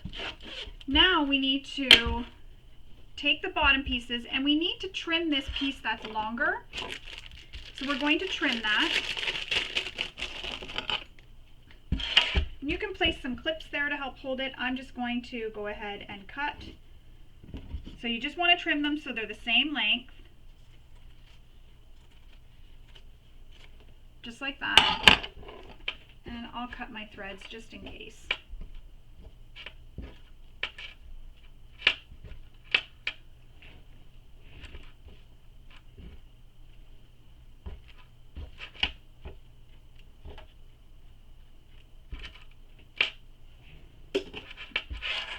So now that they're the same length, we're going to fold this bottom piece up.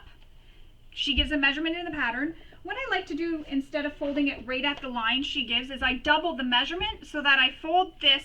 So if I've doubled it, say the measurement is 1 inch, I'm going to fold it, make a line at 2 inches and fold the bottom edge up to meet the 2 inches, and then that gives you that 1 inch fold. So I hope that makes sense. So I always double the seam allowance when we're folding it at that seam allowance.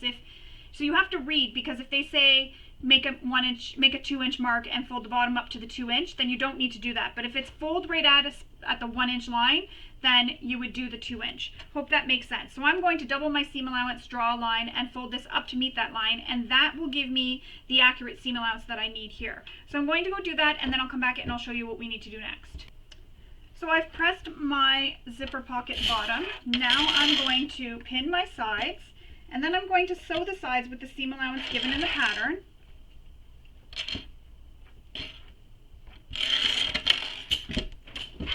I'm going to sew the sides. So this here, we're not sewing the bottom because this is where we're going to turn the bag when the bag is completed. So you're not sewing the bottom. That's why we've turned these pressed these bottom edges up. So you're just sewing the sides.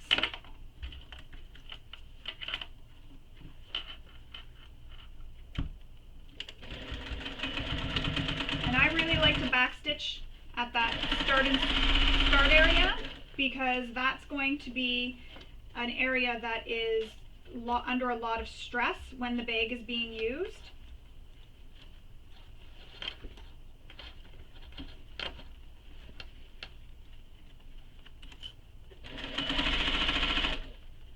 So make sure you're folding your lining out of the way so you don't catch your lining.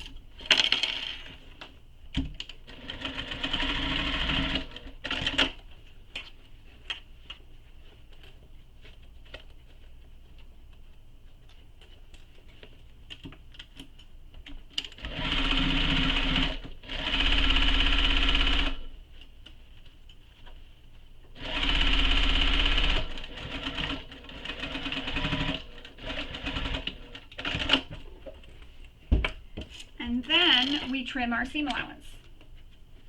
So I'm going to use some pinking shears to do that.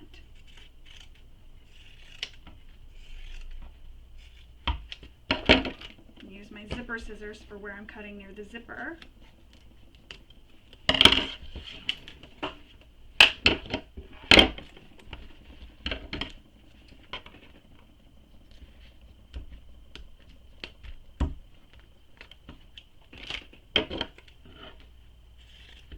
So again, we only sewed the sides of the zipper pocket, not the bottom.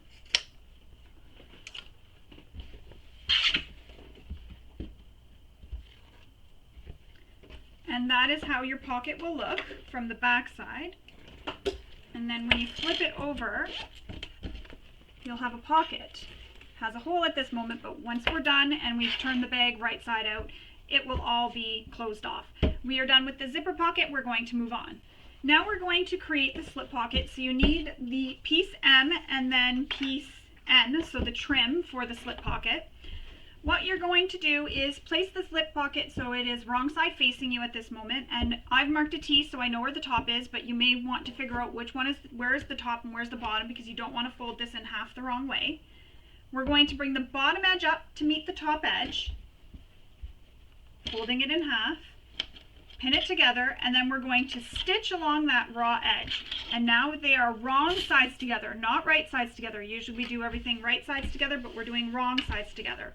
So we're going to stitch along that edge with the seam allowance given in the pattern.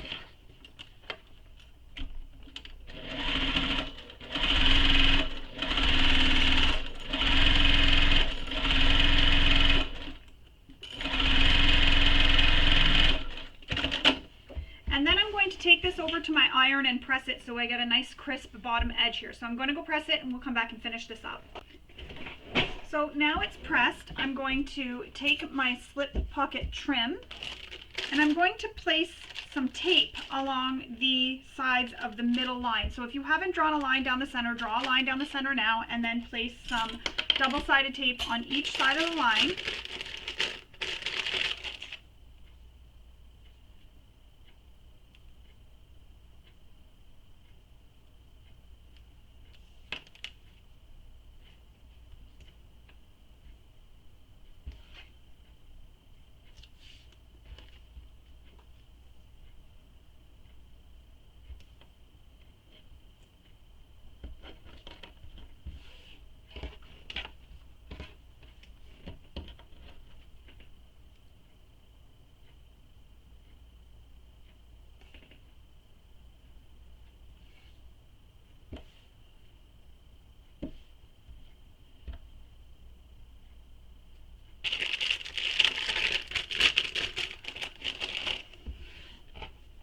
I'm going to remove the paper backing just from one side,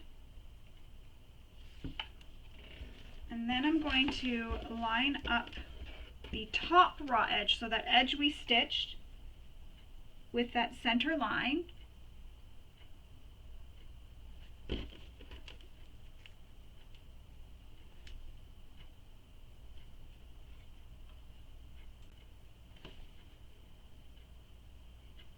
And when I'm lining it up, I'm not lining it up so it touches right against the center line I drew. I'm just lining it up just a slight little bit below it.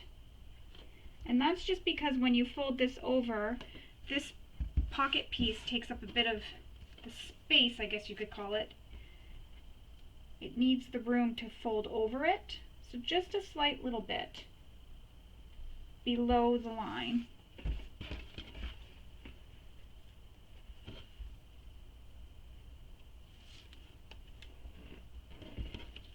And then when I'm folding it over, what I like to do is line up the two bottom edges of the slip pocket trim.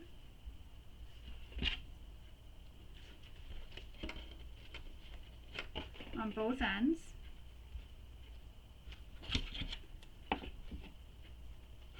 And then you can just kind of feel the rest of the way. You can feel if it's the same all the way down, and my tape isn't sticking very well. So I'm going to use clips to help hold it in place.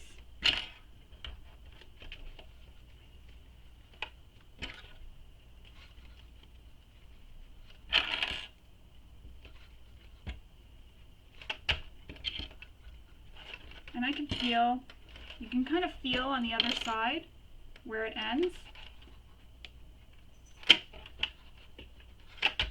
Just like that. So I've got some clips holding it. And now we're going to top stitch this using the seam allowance she gives in the pattern to stitch this down.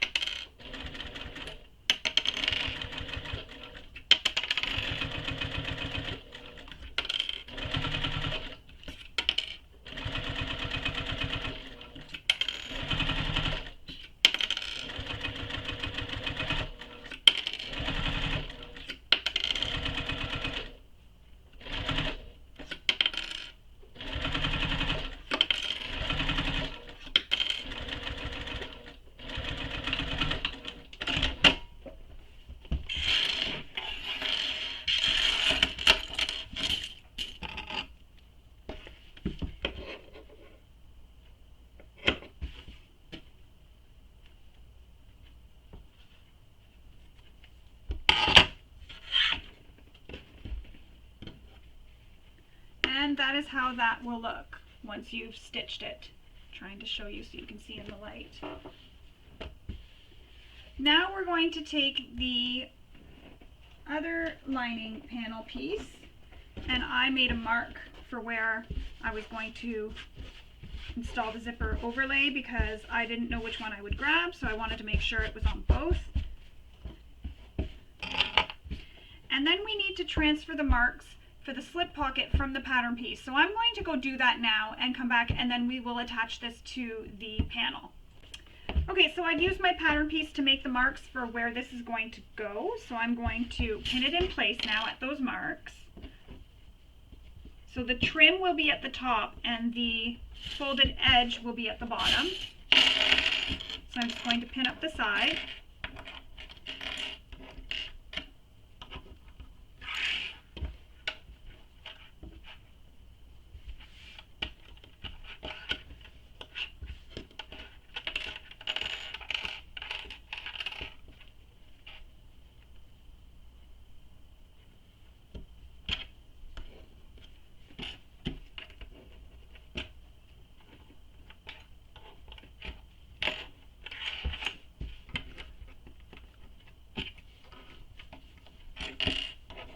Just like that.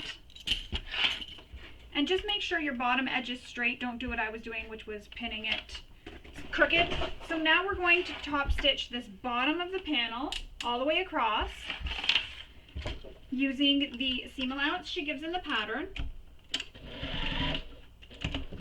And make sure your needle is still threaded before you stitch.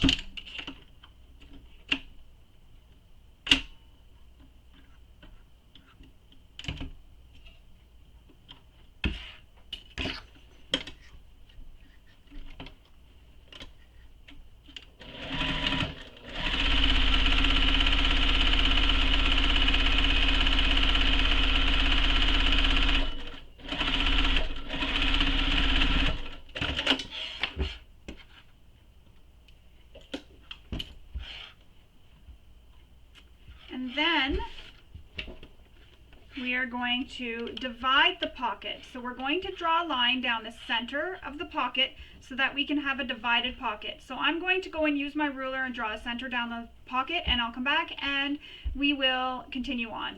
Alright, so I have that center line drawn. Now we're not just stitching right down that center line, however we are dividing it, but we're not just going to stitch straight down this line. What we're going to do is start on this side, we're going to stitch down, then we're going to stitch across again, then we're going to stitch up beside this line with the seam allowance she gives, then we're going to go across, back down, across the bottom, and back up the top. So you're just making kind of like a boxy looking W. So go ahead and do that now.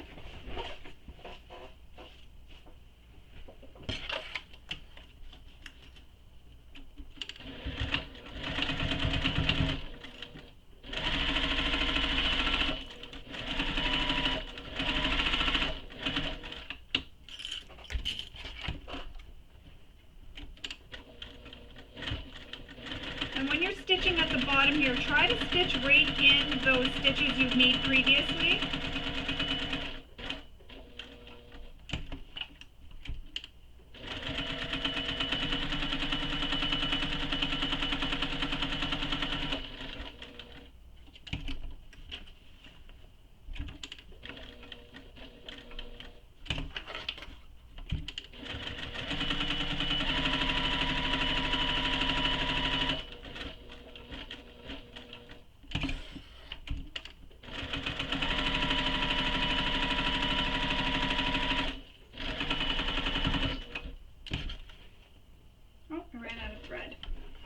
I've ran out of bobbin thread, so I'm going to wind my bobbin and come back. Alright, so because I ran out of thread, I'm going to I pulled through to the back and tied it off, and now I'm going to just start, and I'm going to back stitch, because it's at the bottom of the pocket, no one will really see it.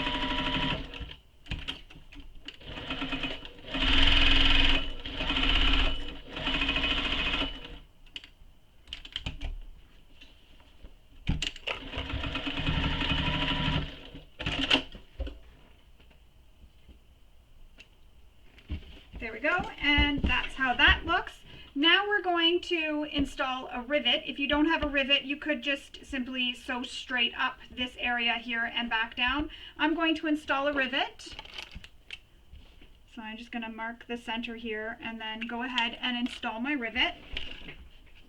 So I'll pause the video again for this part because installing a rivet could be a little bit boring for you. So I'll install my rivet, I'll pause the video, and then I'll come back and we'll continue on. So now my rivet is installed. If you have a Chicago screw, you can go ahead and use a Chicago screw there as well. We're going to take the other lining main panel and place them so that they are right sides together and pin down the sides. And then we're going to sew the sides of the panels using the seam allowance that's given in the pattern. So pin them all the way down.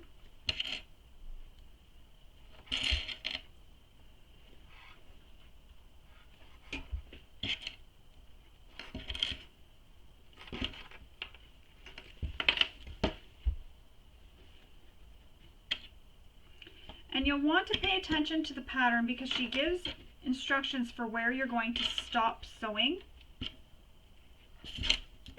So you'll want to refer to the pattern for that. So we're going to sew down the sides and we're going to stop sewing where she says to stop sewing, and we'll back stitch at start and stop. And this bottom is going to stay completely open until later. We're going to take care of that later.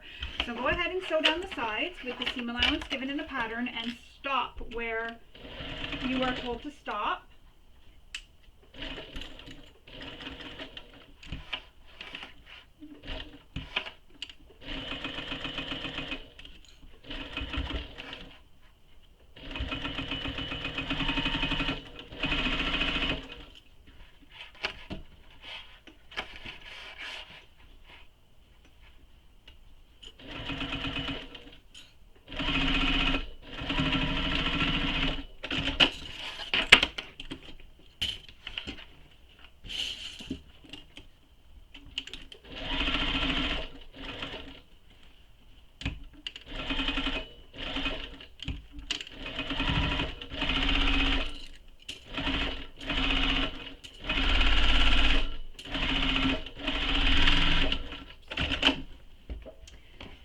So your lining is all complete. It has the bottom completely open.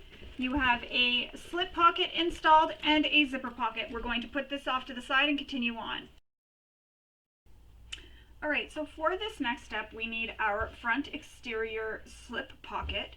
So it'll look like this. You'll have two pieces. You'll have your lining and exterior. We're going to need to install our magnetic snap on the lining piece. So you'll want to use your pattern piece for the mark. I've already gone ahead and made the marking for where my magnetic snap will go. So you'll want to go ahead and use your pattern piece to make the mark for where that is.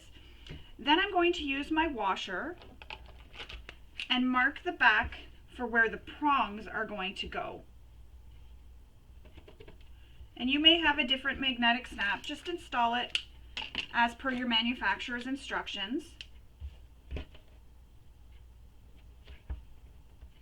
And same thing I mentioned before, you can use a pin right at the top of where you've marked your lines, and then when you're seam ripping, the pin will stop because you'll hit the pin and it'll stop your seam ripper from sliding any further up the fabric and you won't rip your fabric.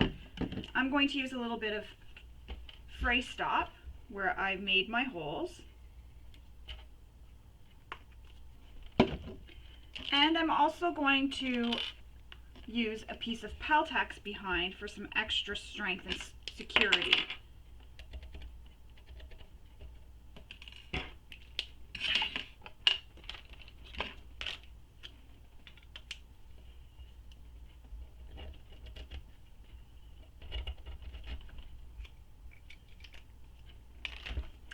Now I'm going to install the snap. So I'm going to install the male portion of the magnetic snap, the one with the little piece that sticks out.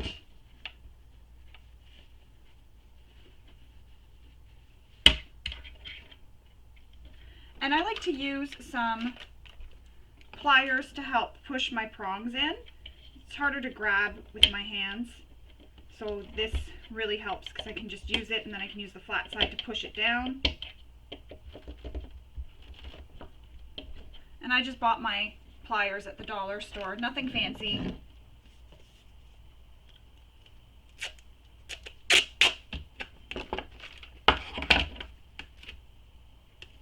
And then some duct tape to the back to cover the prongs.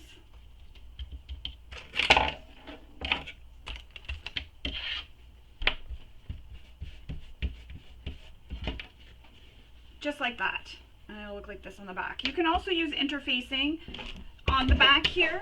Just be careful when you're ironing the interfacing that you don't touch the magnetic snap because you can demagnetize the magnetic snap. So just be careful not to touch the magnetic snap with your iron. Now we're going to take put these to the side for a moment, the exterior piece, the one that has nothing on it. So this one, the one without your zipper overlay, we're going to take this and we need to make a mark for where we're placing the remaining half of the magnetic snap. And you're going to do that with your pattern piece. Your pattern piece has a mark on it, so you'll want to get out your pattern piece and make that mark if you haven't done it already. I've done it already, so I can go ahead and install the magnetic snap. So I'm just going to repeat that whole process that I did for installing the first half to install this half.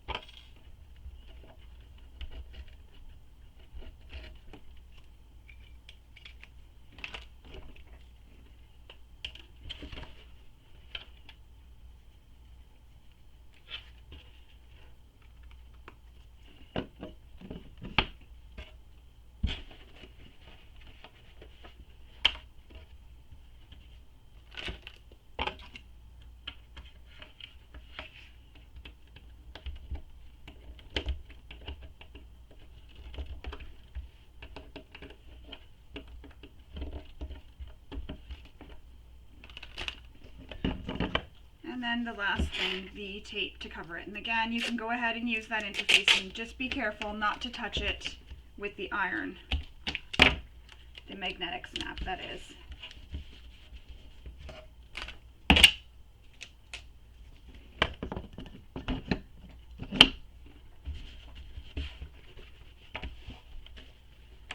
And then you can clip them together, and there you go. You've got a magnetic snap attached to your remaining exterior panel. Moving on, we need to take these two pieces and clip them so they are right sides together. So these are those front slip pockets. So you're going to place them right sides together, line up all the top edges, and then we're going to sew this curved edge using the seam allowance given in the pattern. Probably a lot of clips, probably not needed, but so now I'm going to sew this with the seam allowance that's given in the pattern.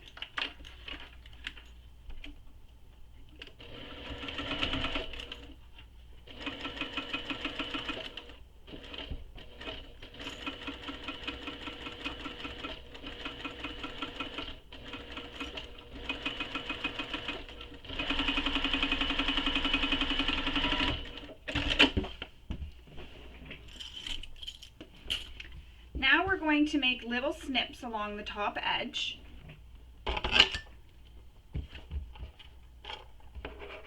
And you don't want to cut the stitches you just made, so be very careful. And the reason why we're making these little snips is this will help that curved edge push out nicely.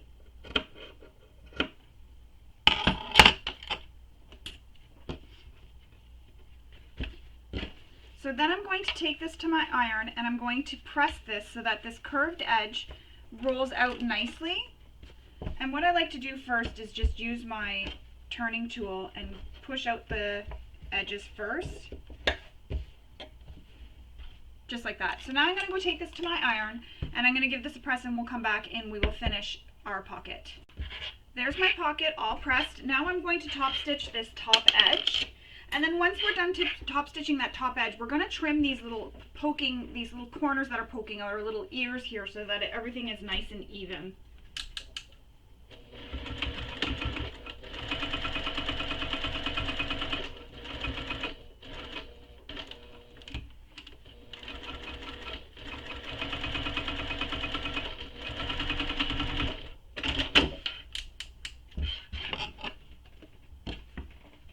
Just trimming them straight with the edge, and while I'm at it I'm trimming my threads.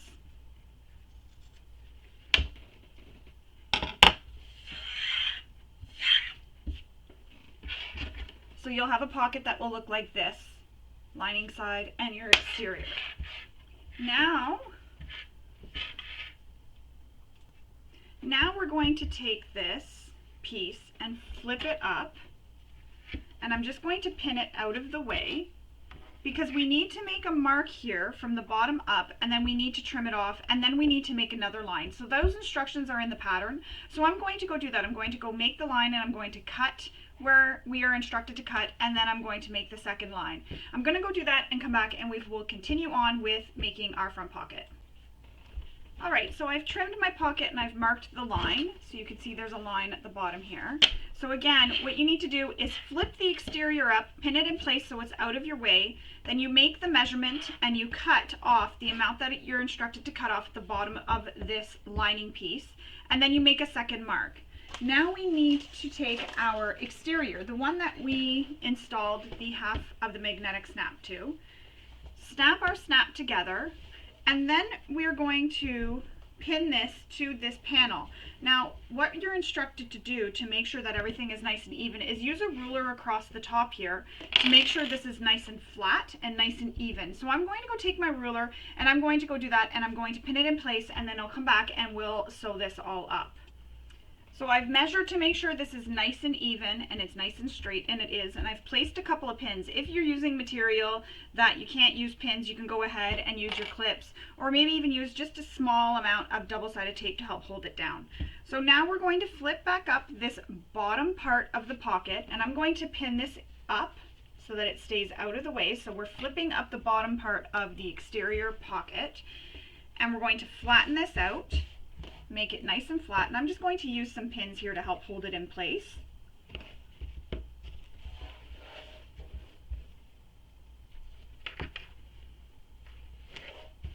Just like that. So it's a lot of pins, but again, if you're using a material that you can't use pins, go ahead and place some double-sided tape just along the bottom edge here or just along the sides, and then that'll help hold it down, because we're going to be sewing on this line right above this line here. So we're going to be sewing on that line that we drew at the bottom. We're just going to be sewing above that line with the seam allowance she gives. So if you put a little bit of double-sided tape exactly where that line is, you'll be good. It won't be in your way.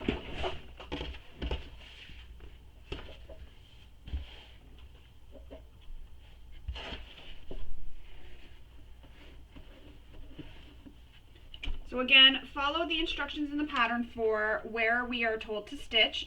So you'll want to refer to the instructions to see where we are stitching.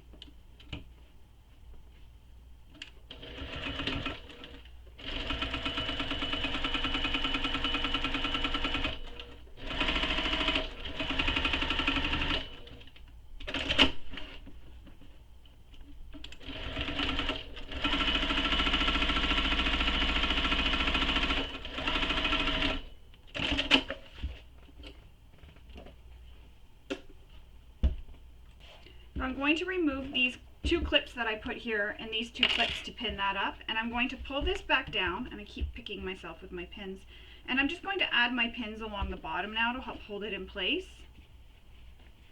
And then we're going to stitch these sides down, just the two sides. You're not stitching the top, we're just going to stitch the two sides, and we can stitch along the bottom here too.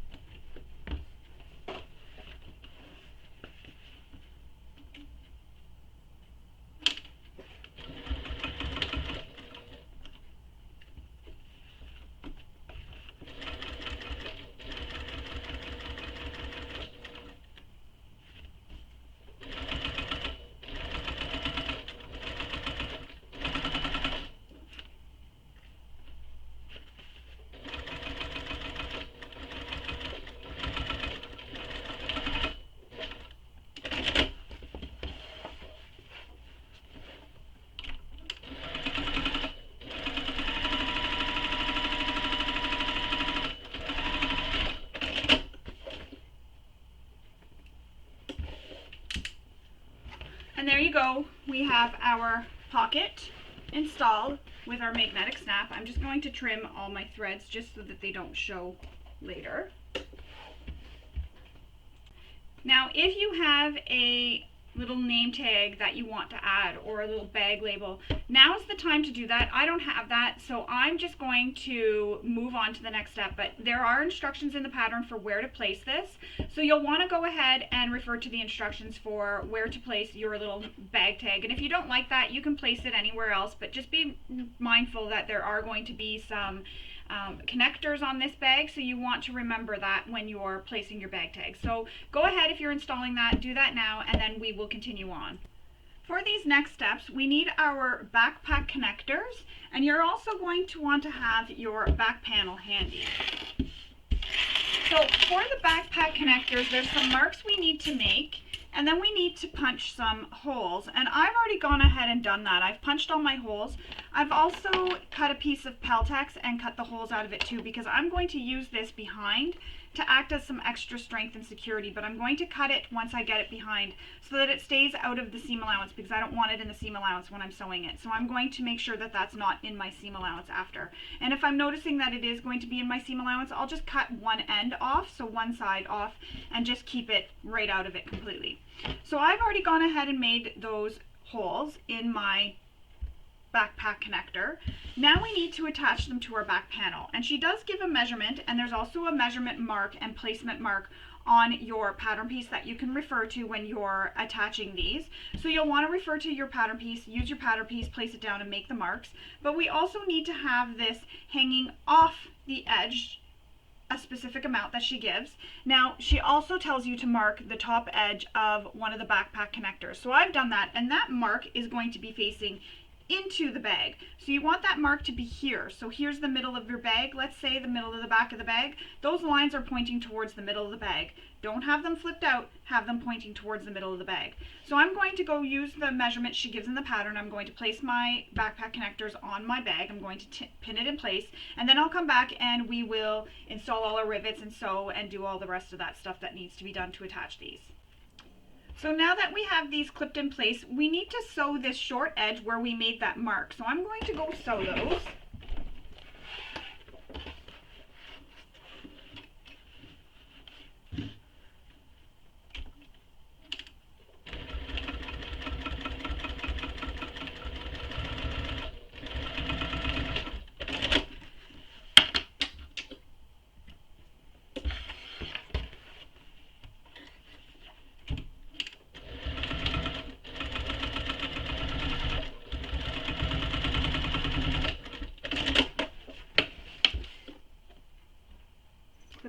Your threads, and then mine is canvas on the sides here, and it's fraying a little bit, so I'm just going to cut those so they don't snag on anything.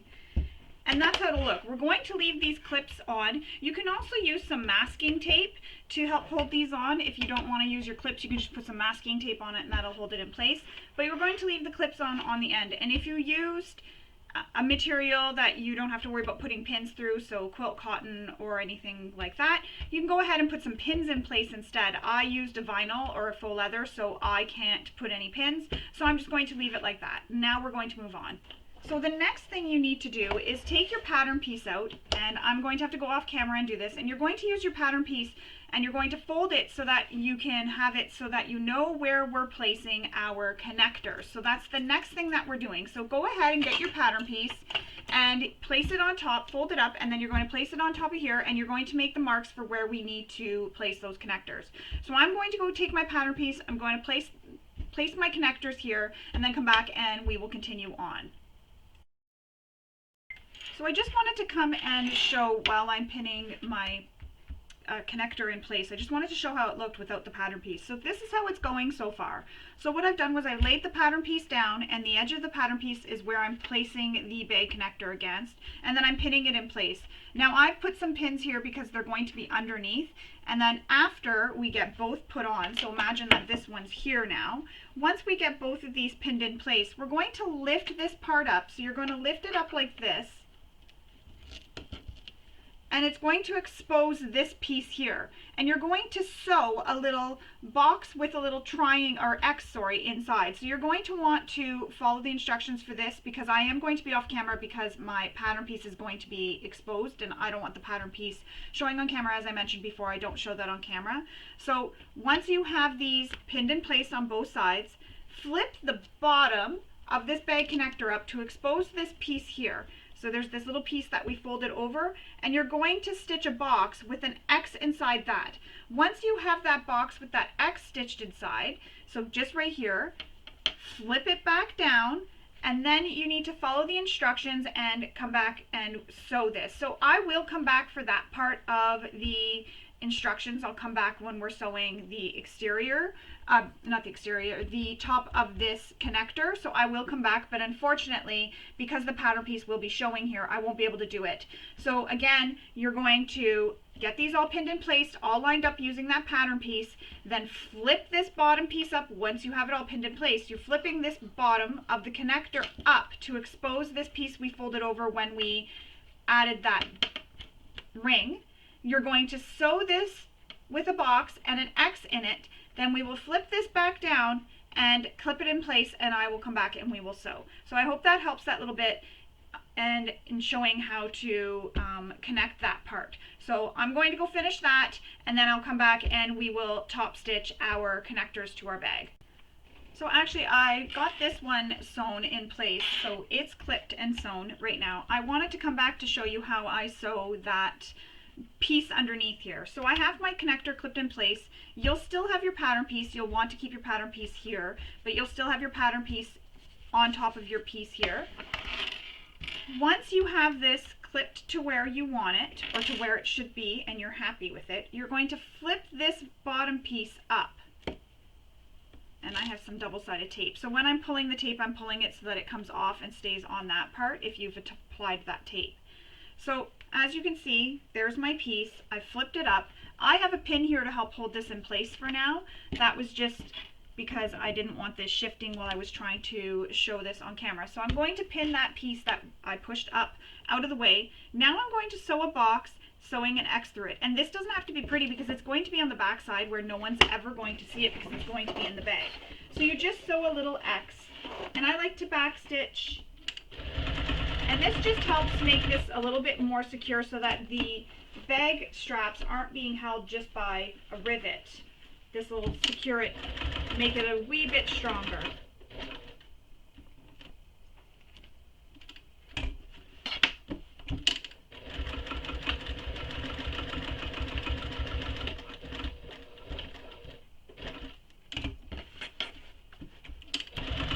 And again, it doesn't have to be perfect because no one's going to see this.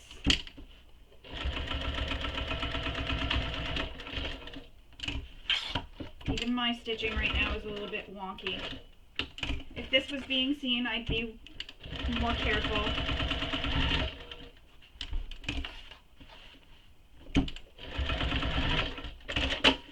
And there you go. I've sewn a box with an X and I've back stitched a few times. So I have a box with an X right on this piece. Now I'm going to flip this back down, and these long tails here, if you have any, just stick them so they're to the tape. And then I'm going to remove the backing of the tape along the long edge, and I'm going to put this back down. And I'm going to go off camera and just use my pattern piece to make sure that that is lined up correctly. But once I have that done, I'm going to pin it, come back, and then we're going to top stitch these connectors to the bag. So I'm going to go use my pattern piece and make sure this is connected properly. Alright, so I wanted to come back and show you how to sew or top stitch the connector to the bag.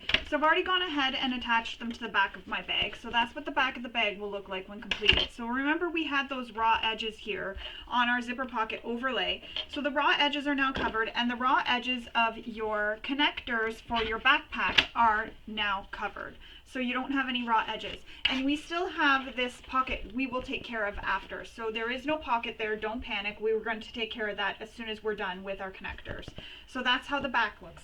I've attached one on the front, and you'll still have your pattern piece connected on top here. You'll still have it pinned in place. Don't remove your pattern piece. I've just removed it because I don't like showing pattern pieces on video. So I took my pattern piece off and I pinned my last connector to the bag.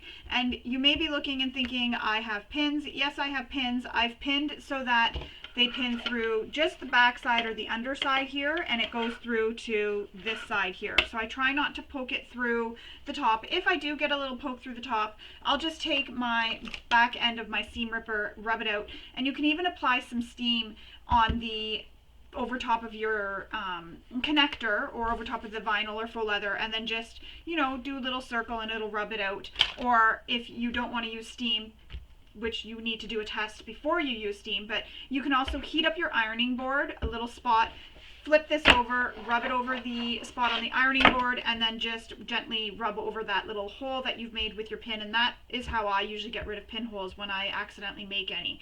So generally one of those methods is what I'll do, but first I always try this and see if this just works on its own. Sometimes it does, but the heat or the steam will help soften up the vinyl, and it helps it heal again.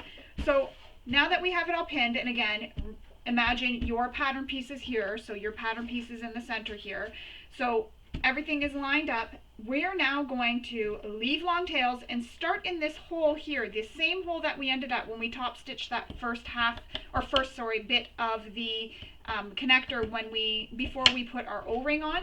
So we're going to start in that same hole where we started or stopped previously, stitch all the way down the side, across the bottom, and back up the other side. And you're going to stop again in that same hole where you started or stopped, depending on which way you sewed, in that exact same hole again.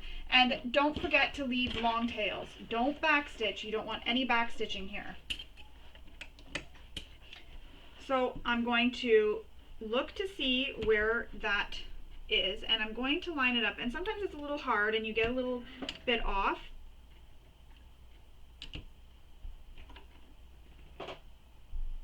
And usually I can see when I back up just a little bit. And I can see. So there we go. So it's in the same hole, or hopefully it's in the same hole, fingers crossed. And now without backstitching, I'm just going to start stitching. And I'm approaching that pin that I left, so I'm just going to move it out of the way. And I know there's a pin on the other side, but I know the pin doesn't reach towards where my needle is, so I'm just going to keep stitching. I really want to leave those pins there because I don't have that paper pattern piece to make sure everything's staying lined up, so that's how I made sure everything was lined up before I took it off.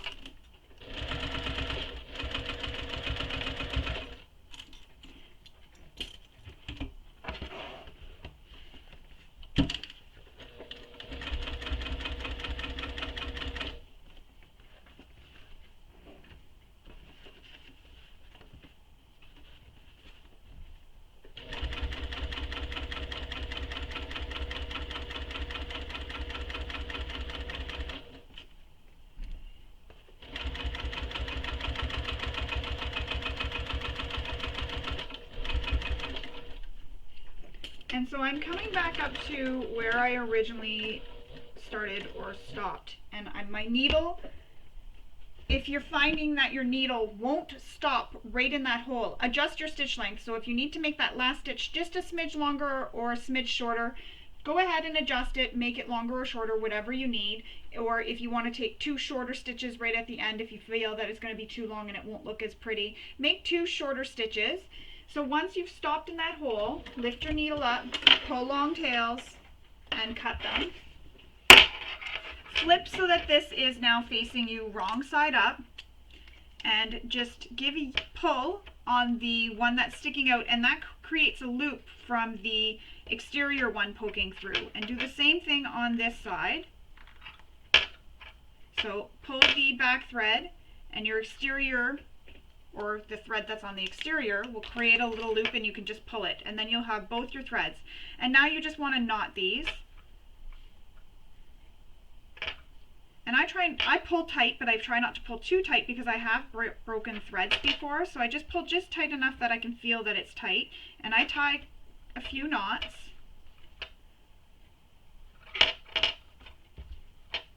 Do that on both sides.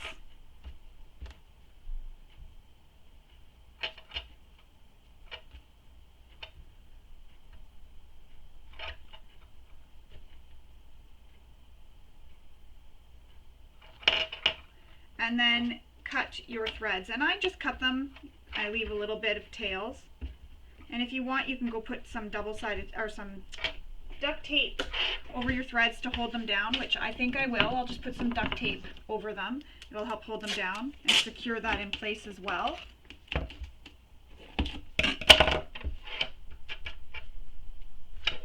So I'm just going to put it right over those stitches.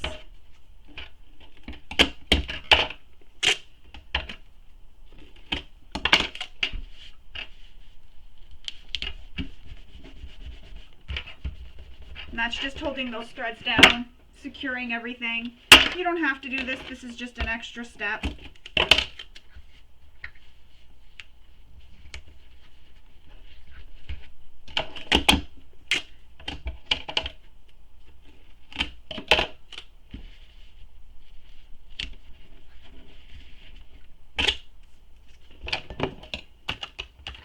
And then there's our front, our back, and there's our front. So they're both done. So your front has the pocket with your little connectors on them for your straps and the magnetic snap. We're going to put these to the side and move on. sorry, before we put these to the side and move on, the next thing you need to do is make some marks for where you're going to be putting some rivets and punch your holes if you're using rivets. If you don't have rivets, what you can do is sew at the lines that are given for the marks for the rivets. So you can just sew lines across. Either way will work fine if you don't have rivets. I've done sewing in the past where rivets were supposed to be and it still makes for a beautiful bag. You can also use Chicago screws. So I'm going to go measure and make those marks now, punch my holes, and come back and we will continue on. So I've added my rivets, I've punched my holes and added them. So when you're punching your holes, you're making two sets of holes, so one up here and one down here, and you're doing that on both the front and the back, so two holes, one here and then another, and then one here and then another. And when you add your rivets, you're just adding them to the bottom hole, not this top hole, just to the bottom hole for now. We will attach the other set of rivets after, so that's on the back as well. So both of those are done. Now we need to punch the holes that are on these backpack connectors onto the exterior, because we only punched them through the backpack connectors. So what you do is you just, or what I do is I just push a pen through the hole that I made, and that makes the mark on the other side. And if I don't see the mark, I come back after and I remake the mark. Or you can take an awl and you can punch through, and that'll make your hole all the way through. And then you'll take it to your rivet press, and you can use your rivet press to punch the holes out completely. So I'm going to go take this to my rivet press now, and I'm going to punch those holes out. And once you have the holes punched out, you will then place rivets in the first set of holes here, just this first set here, right near your connector. So you'll go ahead and attach your rivets as well. So I'm going to punch the holes, so move this out of the way and punch the holes where I've marked, and then I'm going to add rivets just right here. And the reason why I'm not doing this on camera is you don't really need to see me installing rivets. It's pretty straightforward. If you have a hand press, you use a hand press. If you have a tabletop like I do, you use your tabletop press. If you don't have rivets and you'd rather just use the Chicago screws, go ahead and use Chicago screws here, or you can simply sew where those lines are made for those marks. If you don't have anything, you can just add a line of stitching. That works as well too. Just a couple of options for those who don't have all the hardware. It makes it so that you can still make this bag. Same as up here, you don't have to use these rivets or Chicago screws up here. You can also sew this as well. So sew at that line where we've attached those rivets. The rivets just add some extra decorative detail, but if you don't have them, and they also add the strength too and security of the straps, but if you don't have them, the stitching will provide that same strength and security on the bag. So I'm going to go and punch the holes and install the rivets just right here in these first holes, and then we'll come back and we'll continue on with making our bag. So once we have those rivets installed and all the holes are punched, so my rivets here, I've installed them right here. We're going to take our D-ring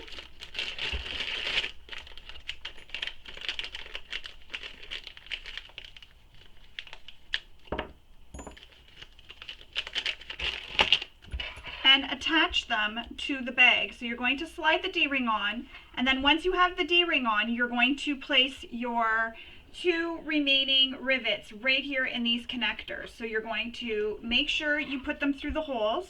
And then I have a piece of Peltex, I had to think of what the word was, back here for extra stability and strength. So you want to make sure that you're going through those holes too. So make sure all your holes line up, and then you'll put your rivets through, and you'll put your rivets or squish them together with your press. And again, if you don't have rivets, go ahead and just sew a line of stitching there. So I'm going to go add my rivets again, pause the video, add my rivets, come back, and we will continue on.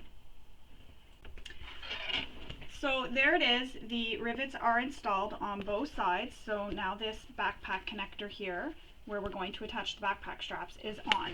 So again, 2 D-rings, slide it on, and then install those remaining rivets. And the piece of Peltex back here, it was a little bit too long, so I trimmed it as close as I could to that end. So now we need our exterior zipper. And we're going to repeat the same process as what we did when we installed our zipper pocket on our lining of our bag. So I'm going to use some double-sided tape. Lots of double-sided tape used here. And again, if you don't have double-sided tape, school glue will work just as well. So this is just a washable glue stick.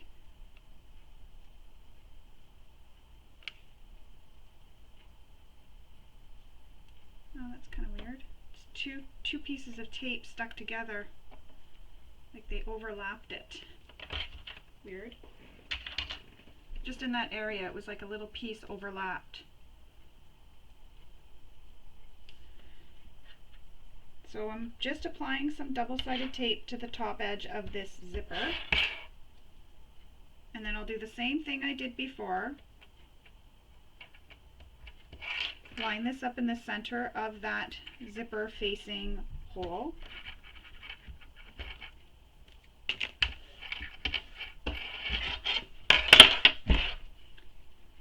Now, this is the back of the bag, so you'll want to keep that in mind for which way you're placing your zipper if you have a particular way you like your zippers to be facing when the bag is being worn. And if you're making this for somebody else and you don't know how they like it, just put it whatever way you feel that you want it.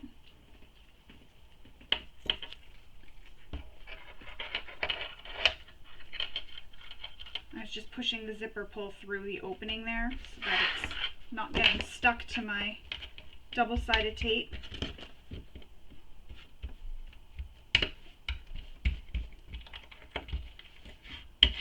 There we go. Now we need to attach our, can't think of the word, zipper pocket. So it's the K pieces, the remaining K pieces. So now that that's taped in place and it's nice and centered, flip it back over. Apply some double-sided tape or glue, or you know what, we won't. I can use some tape here. So I'm going to flip this over, get it centered, and just below the zipper is where you're placing that one. And I'm going to use some painter's tape to help hold this in place. And I'm lining it up with the zipper because my pocket is the same width as my zipper. There we go, pinning it at the top, and then I'm going to flip over and we're going to top stitch the same thing we did before. So starting and stopping, no back stitching, leave long tails. And just make sure everything's flat underneath.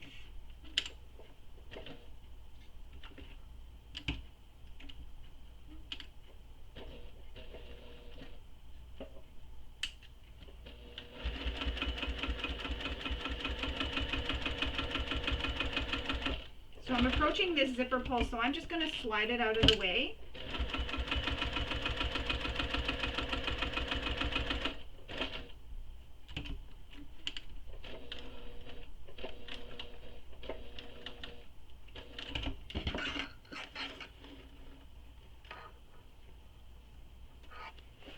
And flip it over and pull your tails to the wrong side. And I just wanted to note, this is a cork from a bottle of wine that I had a long time ago, and I just use it for my awl, for the end of my awl, so that it's not just loose inside my basket that I keep all my supplies in, and I just find it's for safety. It's stuck on the end and it doesn't poke me. I'm going to tie this and then I'm going to pull the tape off.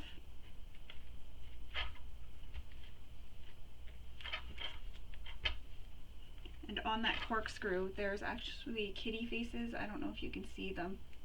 Yeah, you can. Little kitty faces all over. So I kept that one because I liked it and wanted to use it for that awl.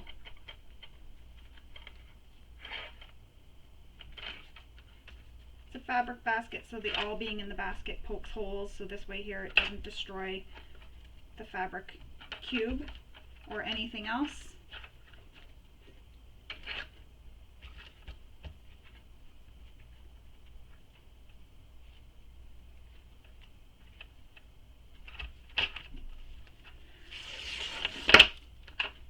And it ripped all my interfacing off. All right.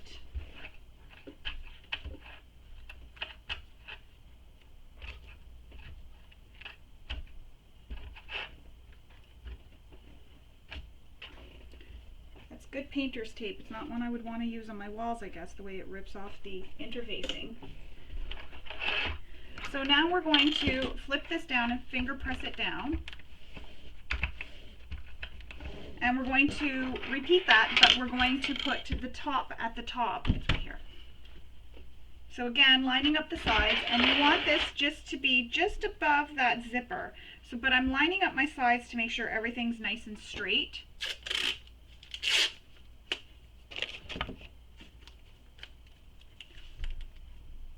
And I'm just going to put it on the edge here so that if I do rip off any of the interfacing, it stays on the part that is in the pocket.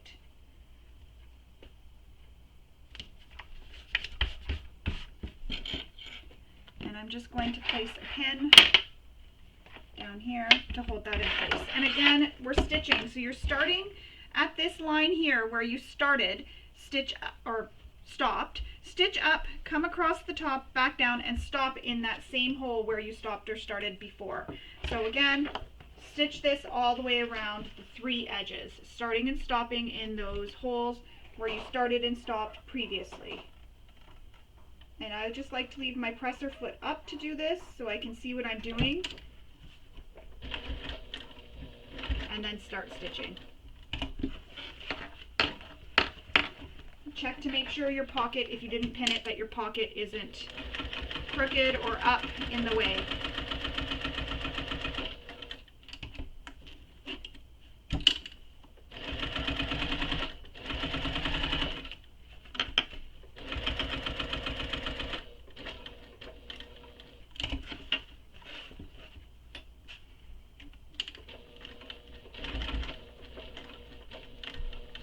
I'm going to have to turn because I didn't go over far enough.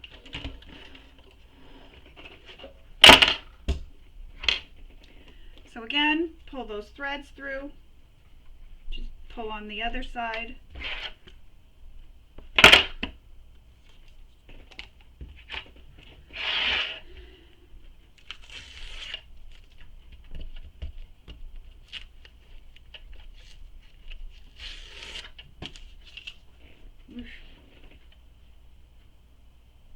Tie your knots.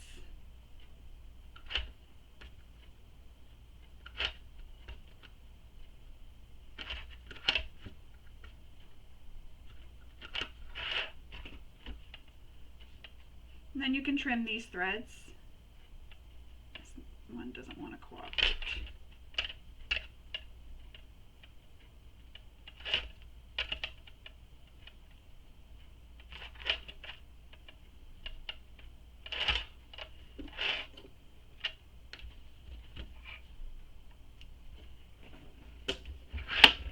And then we have that attached, so now that's all top stitched in place. Now we're going to pin down the sides because we need to trim this pocket so that they are even with each other at the bottom. And then we need to press the bottom. Actually, no, we don't need to press the bottom because we're not leaving a turning hole. So we can just sew along the bottom edge. So we'll be able to sew the 2 sides and along the bottom edge. That didn't really cut very straight, but that's okay. So now we're going to sew down the one side across the bottom and back up the other. We don't need to leave that opening in this one because we're not turning the bag through this opening. We're turning it through the opening in the lining. So sew down the side and then across the bottom and up the other side.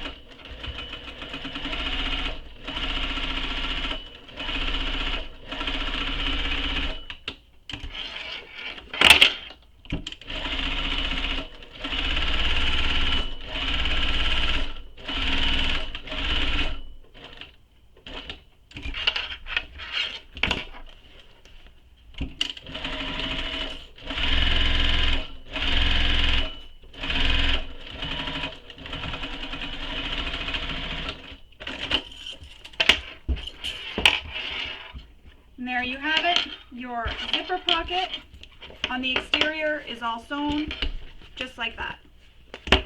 If you have any threads you want to cut, go ahead and trim them now. I don't, except for on the sides here.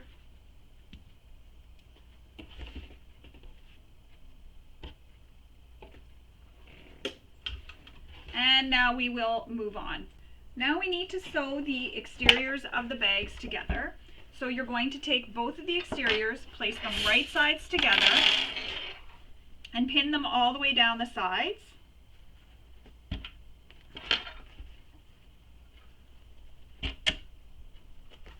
Line up the sides. And you should have center marks as well on the sides. So you can line those up too. That'll make sure that your sides are all lined up nicely.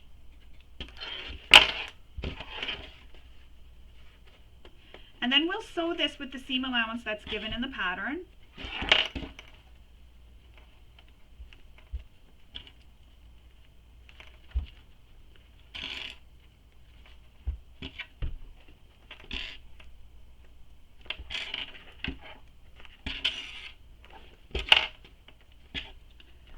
So we'll sew these sides with the seam allowance given in the pattern. And you can backstitch here. There's no need to leave long tails. Just go ahead and backstitch at start and stop.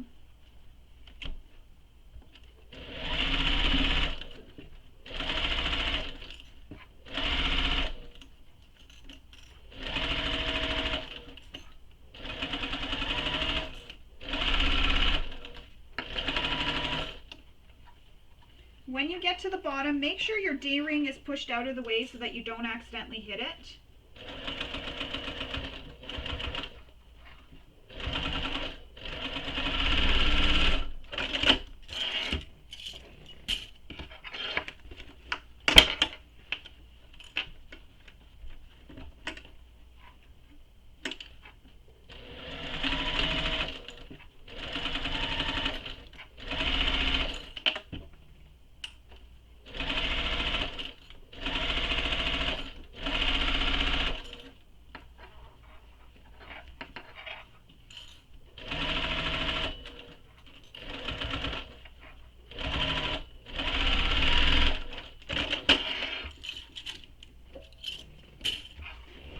Trim your seam allowance. I'm not going to trim where these connectors are. I like to leave that there just for some extra security. And I'm going to actually go back and sew over that area just to give it some extra security.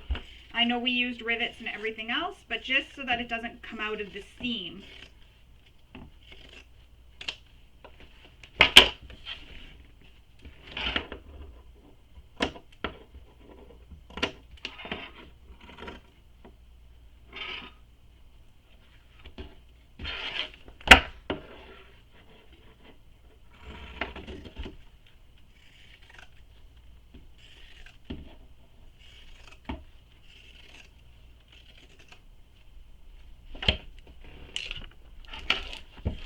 So I'm just going to stitch back over where that connector is. Just back stitch over it a few times. Doesn't have to look pretty, just to help add some extra security there.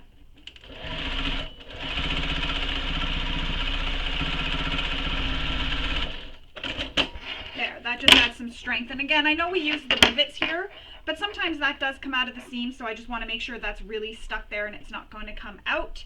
And it adds that extra strength as well on top of the rivets. Now we need to clip our bottom. Sorry, that's really loud when those hit the table. We need to clip our bottom to the exterior of the bag. So leave the bag right side out, or wrong side out, sorry. I just dropped something. Leave the bag wrong side out, and you should have quarter markings on your bottoms and your your bottom and your exterior main panel, and your quarter markings on the sides will be here. If you don't have your quarter markings, like I don't right now, I'm missing them here on the sides, go ahead and go do that now. So I'm going to go make my quarter markings with the pattern piece and come back and we will attach this to the bag. Okay, now I have those quarter marks all made. I'm going to pin this to the bottom of my bag, but first I just want to pin this zipper pocket up out of the way so I'm not accidentally getting it caught when I'm sewing. I know it seems unlikely that that could happen, but it has happened to me before. Even with it stretching like I was just showing you, I just don't want that getting in the way. So first I'm going to pin my quarter markings.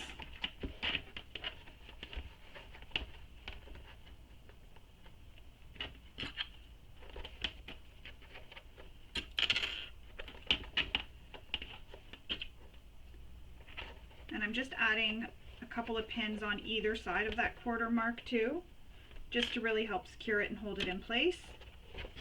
Go to the other side. And the other thing I forgot to mention is I forgot to put my purse foot in the center here, and I realized that when I had my pattern piece out that mark wasn't made here on the center.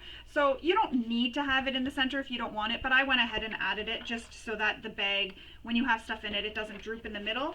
You don't have to have the purse feet either if you don't want.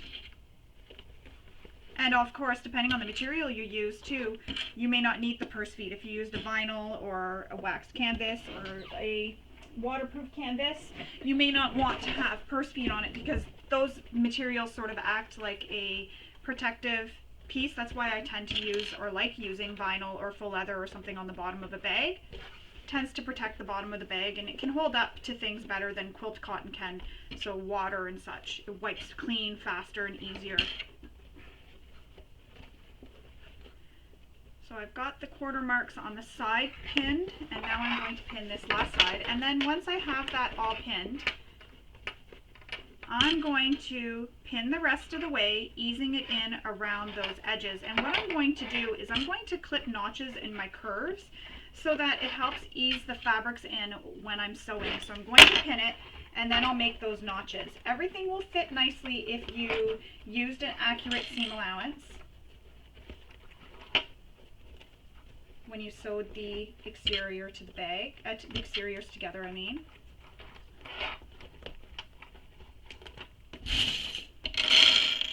And I use lots and lots and lots of clips just to really help hold everything. And I don't remove the clip until my presser foot is touching that clip or as close as possible to the clip. That just makes sure nothing shifts on me while sewing, because I've had that happen before, that things shift. I keep dropping clips.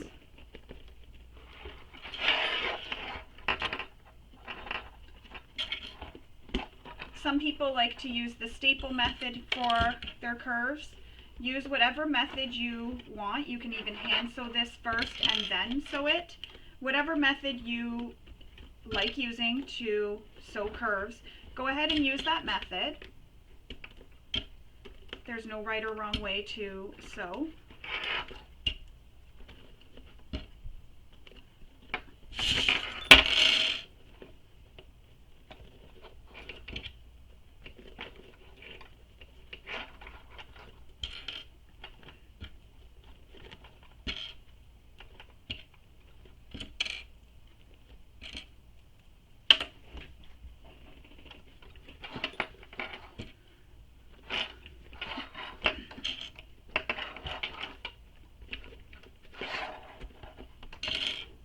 Some of these clips are newer, so they don't open as easily as the others.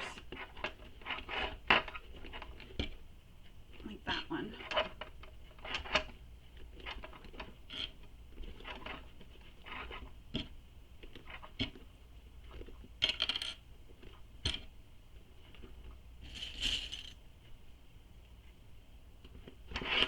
So that's how it's going to look when it's all clipped. Now I'm going to make some little snips in the curves, and I'm going to do it just within the seam allowance. And the reason for this is this will help the bag split out or open up so that it'll get nice and flat and I won't have any puckers. So I'm just making it within the seam allowance. You can even do this as you're sewing and as you're approaching these curves as well. I like to do it now just to get it over with so I don't forget. Although once you get to the curve, if you're struggling, you'll remember.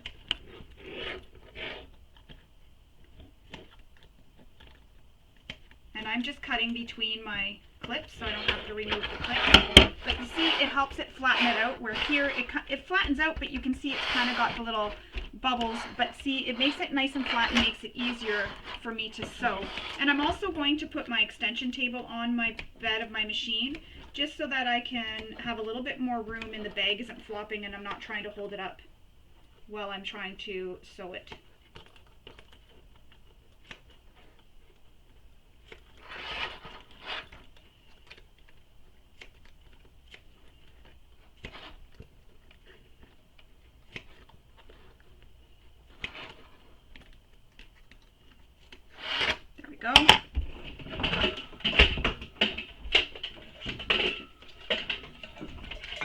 This is going to get loud, so I'm going to pause and then come back once this is on my machine. Okay, so now we're going to sew this, and you need to pay attention to the pattern because there are two different seam allowances that we're going to be sewing this with, so you'll want to pay attention to the pattern. However, when you sew the first one, she then has you go and trim the seam allowance down. I'm going to trim the seam allowance right at the end, so I'm going to do both my stitches and then I'm going to trim the seam allowance. So pay attention to the pattern, you'll want to refer to that, and it'll instruct you what two seam allowances you're sewing. So I'm going to go ahead and start sewing.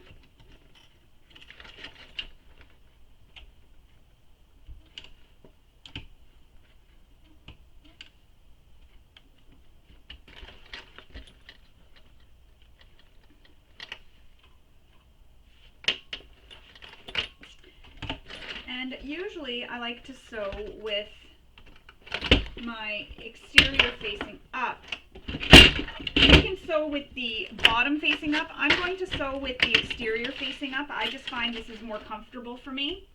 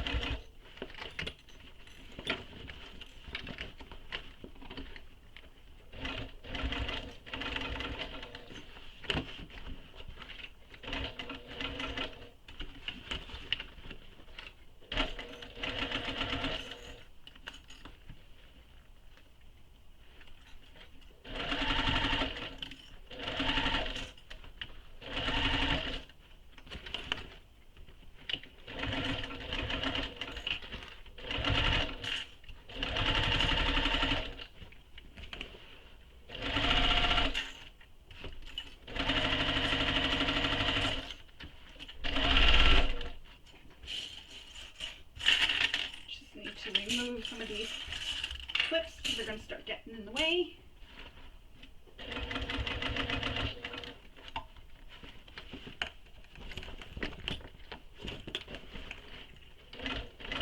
And you'll notice every once in a while I'm stopping and I'm just adjusting so that everything stays flat. And also moving things out of the way.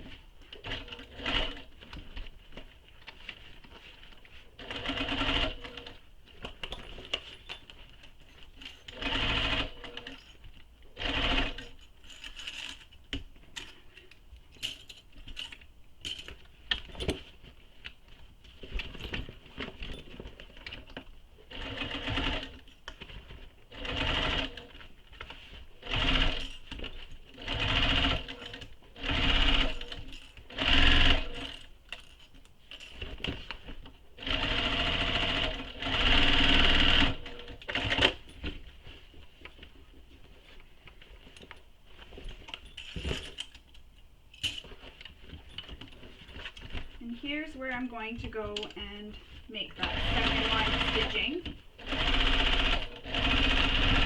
I'm just sewing that straight edge. So I'm going to go and make my second row of stitching. I just wanted to sew that straight edge because I went off a little bit. So now I'm going to do my second row of stitching.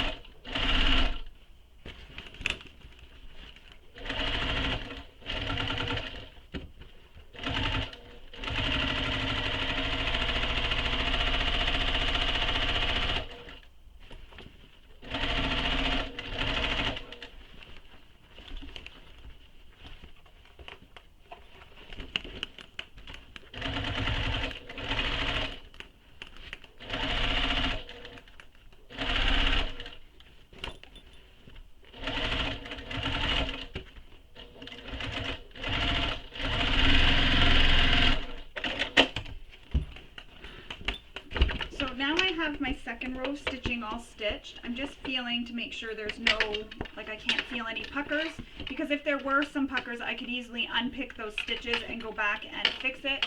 There doesn't feel to be any puckers. I'm going to move this out of the way. I'm going to trim this seam allowance, and I like to try and use my pinking shears for this.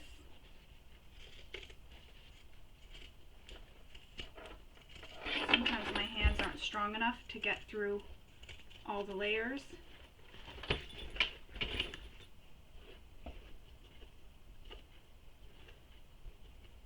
And if you're like me and your interfacing is lifting a bit, that's okay. We'll go back and we'll press it down, refuse it. And see how I'm getting little pieces right now? That's because I made those snips within the seam allowance, so they're just falling off.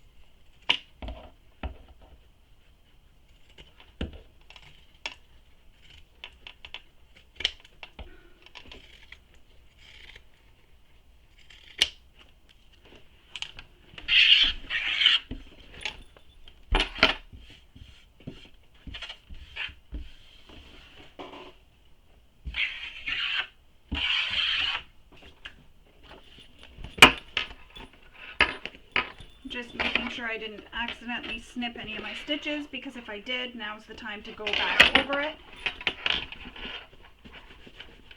This is not fused anymore, so I will have to fuse that later when we turn the bag. So that is how the bag will look so far. So you have your bottom attached, and again, stitching doesn't have to be beautiful because we are going to be putting this on the inside of the bag. So that is how your exterior will look. Now we're going to put this to the side and move on. Now we're going to create our top zipper band. So we need our H pieces and our I pieces. And I used a directional print, so I have to pay attention to which way I'm placing these. So if you haven't already, go ahead and make your center marks. You can use your pattern pieces to make those. Then we're going to take piece I and pin it to one side of piece H.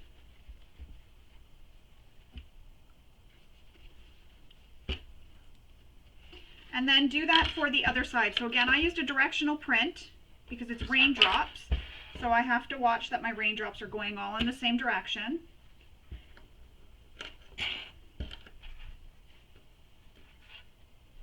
And now we're going to sew this with the seam allowance given in the pattern. It's sitting on my shirt.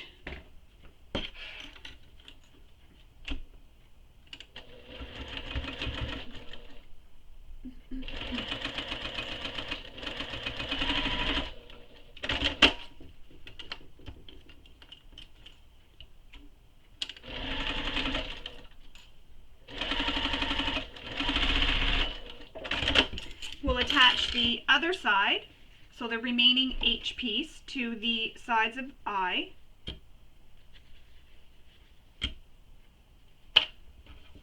Again, making sure that my piece is all the same way. And now I'm going to sew those together.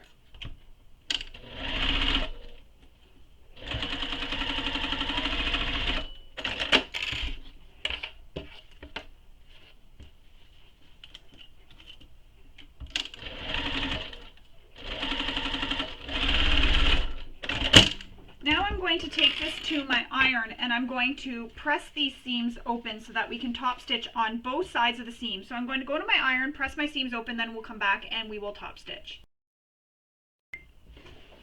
I've pressed those seams open. Now I'm going to top stitch on both sides of the seams.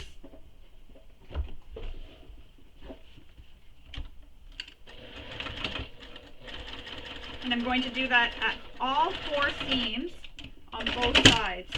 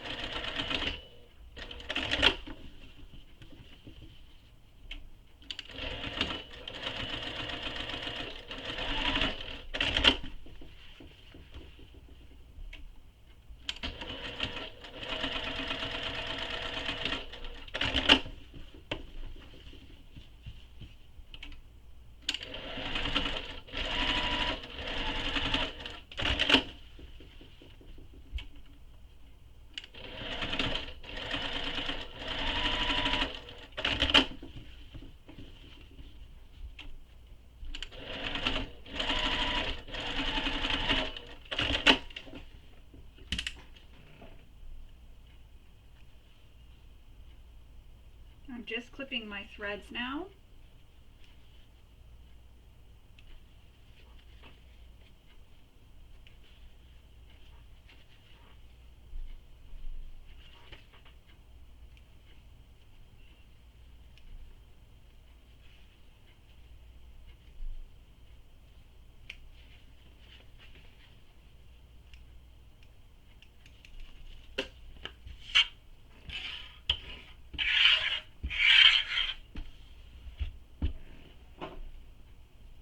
Go.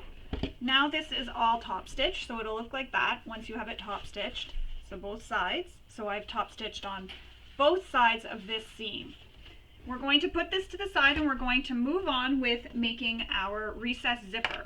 So on the recessed zipper, there are some marks you need to make, and these measurements are given in the pattern. I've gone ahead and made all my marks already on both my lining and my exterior, and I made them on the wrong side and the right side just so that it's easier when it comes time to sewing these. I can see I don't have to worry about what side it's on. So you'll want to refer to the pattern for the measurements that you need to make, and there are a few marks, so you'll want to pay attention to where those marks are being made. So the next thing we need to do is take some double-sided tape once you have all those marks made, and there's going to be a mark that's going to be wider on one end, and that's the mark we're working with right now. So we're going to take some double-sided tape, and if you don't want to use double-sided tape, you don't have to. You can just press this with your iron. So what you'll do is you'll place the double-sided tape right against that line here, and then you'll press this over so it touches the line. And if you've used a material that you can press with your iron, you can go ahead and do that, which is what I'm going to do instead of using so much double-sided tape because I'm running a little low. I'm going to press that with my iron, and then I'll come back. So again, it's the side with the piece that you made where the mark is wider on the end, not the end that has the mark that's just a little bit smaller. And you're just pressing that short end down to meet that line, just like that. So I'm going to go press all of mine, and I will come back and we will continue on. So I have these pressed. I'm just going to leave them pressed and not use double-sided tape. As I said, I'm running a little bit low. So then you have the edge where you made the shorter mark, so the mark that goes in a little bit shorter. There's a second mark we need to make right underneath it or past it, so from the short edge over. So you'll want to refer to the pattern for that measurement, and you'll want to make that measurement on both your exterior pieces. Once you have that done, we need to grab our zipper, so our final zipper, and we're going to turn this edge right here under at a 90-degree angle. And I do have a video on my YouTube channel where I go more in depth for this, instructions for how to do this. So I'm going to link below in the description for that. So what you do is separate your zipper tape, and she has you make a mark. So you can go ahead and make the mark, and then you pinch the zipper at that mark. So there's the mark right here, and I'm pinching it just like that at that mark, and I'm pinching it right across. So you see it kind of makes the tape go down. But instead of going down, I'm going to take this pinch and put it so that it's up against the teeth here, so it turns the teeth. And then I'm going to use a pin to hold this in place. She has you use some glue. You can go ahead and use some glue. I'm just going to use a pin. And then I'm going to do that for the other side. So pinch at the line and bring that piece that you pinched up to meet the teeth so that it folds it at a 90-degree angle. Just like that. So you see the teeth go up and then across. And now to hold that in place, I'm going to stitch along this edge here just to help hold that in place.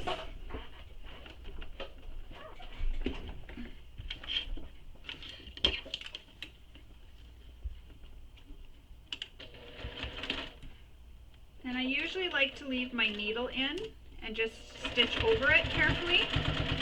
Sometimes I'll hand crank over it. Sometimes I'm able to move it and not hit it at all.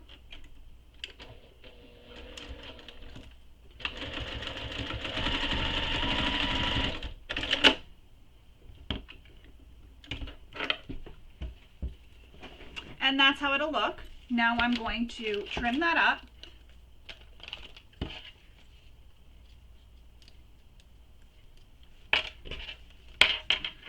So that it's even with the sides of the zipper.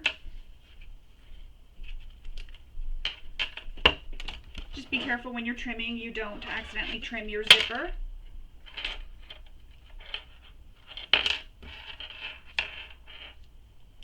the zipper that you're trying to keep.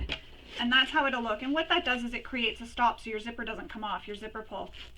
Just like that, and that's how it'll look. Now, she has you make a snip for where the first teeth are at the bottom here, so that when you're putting your pull back on later, it's easy to find. So I'm going to make that mark, although I put my pulls on a little bit differently, but I'm just going to make a mark with my pen, just so that I know where it is. So it's just where the first tooth is on your zipper tape, so you'll know because it'll be the top one. So you'll be marking that side. And I'll link to in the description below as well for the instructions for how I put a pull back onto my zipper tape. And in the pattern, she has it so that her pull isn't on. Mine's just on because that's helping hold it together, and then we'll remove it later. So now you need to take your recessed zipper panels, and you're going to have one. So I need to find which way this goes. So I have them so that the raindrops are facing in right now, but I can also have them so that the raindrops are facing away from each other. I kind of like them facing together, and that way there when you open it up and they go open like this, it looks like they're falling. So I'm going to place it like that. Oh. And then you're going to place your zipper at that second line that you made, not the first line, the second line. So that second line that I said you needed to make just past that first line we made back when we made the lines for both ends. And you're going to place the teeth just at that line. And it might be helpful to unzip the zipper a bit so you can get this all lined up.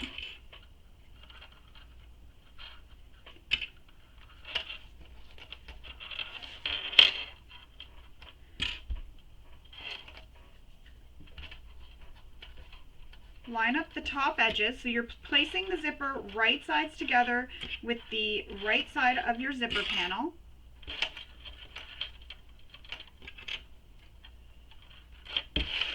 Now we're going to need to change to a zipper foot, so I'm going to do that now.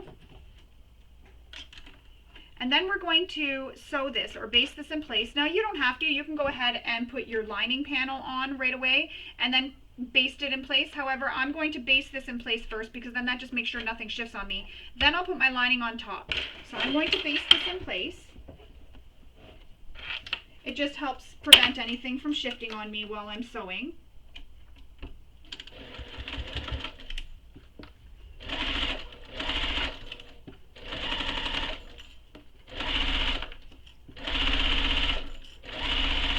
And when I sew, I stop just halfway through that end that's folded.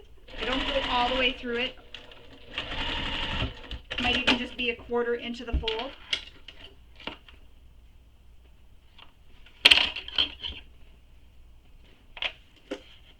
So there's the exterior attached. Now I'm going to put my lining on.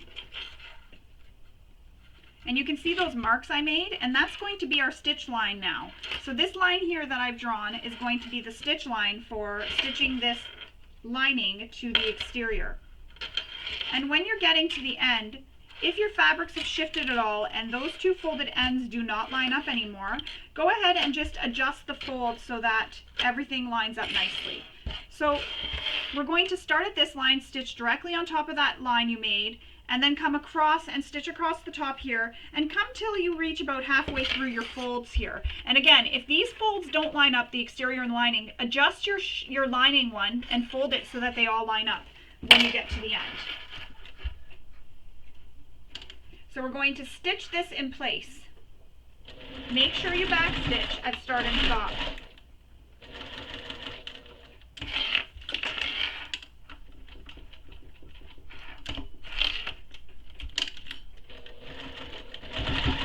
Back stitch in the corners too, just because when you're poking out the corner, it's you're kind of gonna put a little bit of stress on that corner, so it adds some extra security there.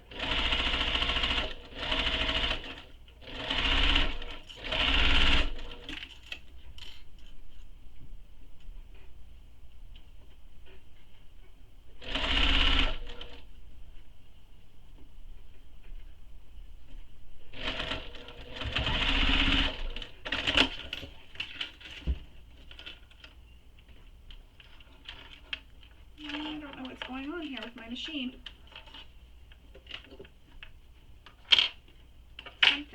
didn't cut properly. There we go. The thread was caught.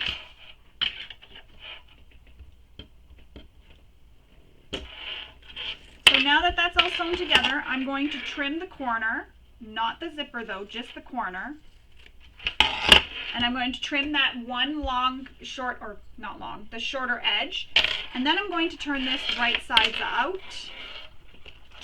And this is where I was saying I like to have that corner back stitch, just because, see, we're pushing on it now. And if you find your corner's not poking out very well, go ahead and trim some more off that corner so that you can get a nice corner.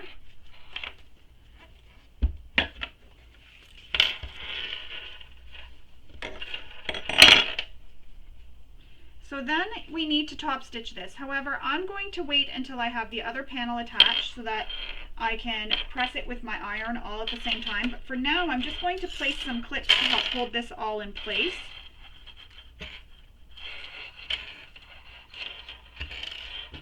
And then I'll attach this second panel and I'll go top stitch this once that second panel is attached. So same thing as we did before, and this is why I like having the zipper pull on, because it makes sure that I'm putting everything together correctly. So we need to line up the second exterior. So it's going to be like this. My mark is up here, zipper tape, right sides together. So you're putting it at that top edge and you're lining it up at that second line you made. So we made one line and then we made a second line after we pressed that one edge and folded it in, or used double-sided tape. Pin it all the way along. So the zipper tape is right sides together with the pretty sides of the fabric. And then we're going to sew along this edge just to baste it together. And that'll just help hold it in place. You don't have to baste if you don't want to. I just like doing it because I find it helps prevent the fabrics from shifting or anything shifting on me when I go to attach the lining.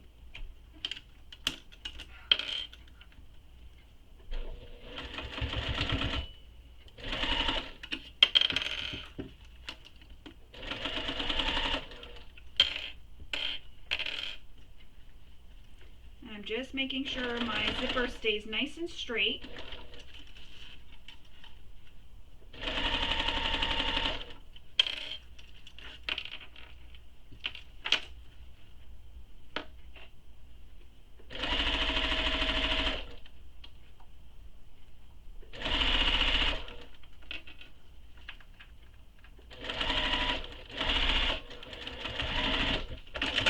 Again, I stopped about halfway through that fold.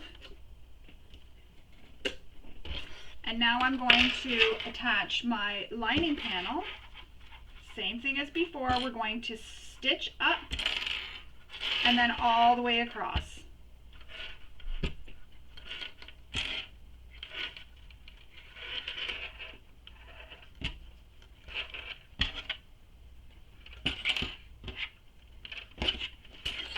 So we're going to stitch up and then all the way across.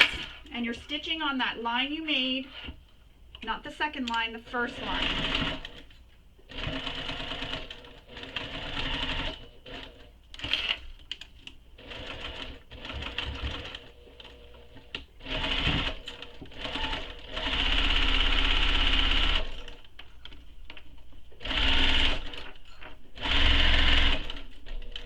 And if your fabrics are shifted at all and they don't line up anymore, go ahead and get everything all lined up.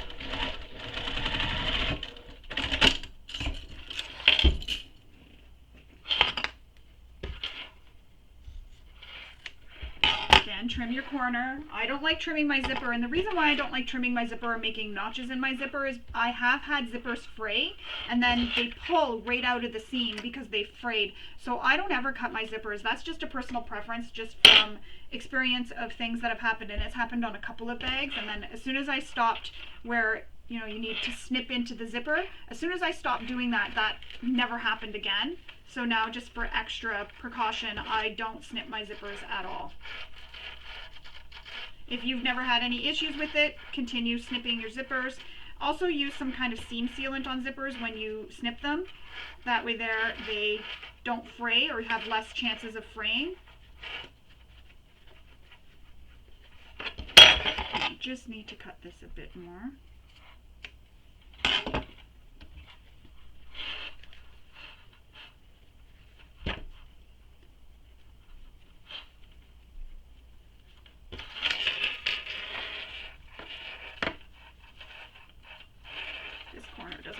out as nice as the first corner.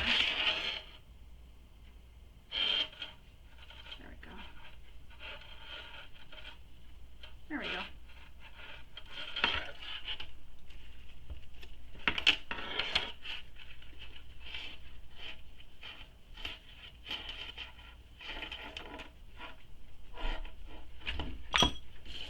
Same thing, I'm going to pin this now, and then I will take the whole thing over to my iron and I will press it to get it nice and flat, and then I'll come back and I will top stitch. So I'm just pressing it together, and when you get it all pressed together or pinned together, you can zip it up and see how it looks. If your zipper is still if your zipper is installed, that is. So you can see how it looks. So that's how it's going to look when your zipper is on it, just like that. So I'm going to take this to my iron and I'm going to give it a really good press, and then I'm going to come back and we will top stitch the whole thing. So now we need to top stitch all the edges. So you're going to start at one short edge, go across the zipper, back down, and across this bottom piece where the raw edge. And there will be one raw edge, and that's okay because that's going to be covered later when we sew it into the bag. So top stitch both of the zipper panels.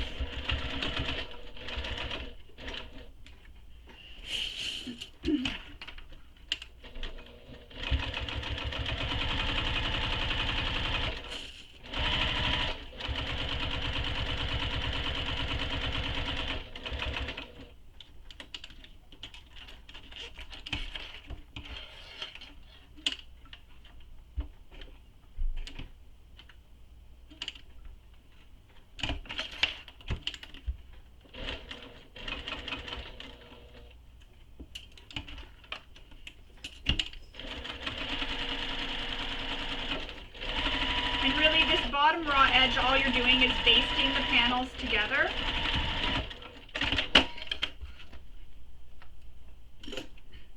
And then repeat that for the other side. And I like to try to line up these top stitch edges on the ends here so that it's the same distance. So I like to look, and if I have to move it over a little bit, I do.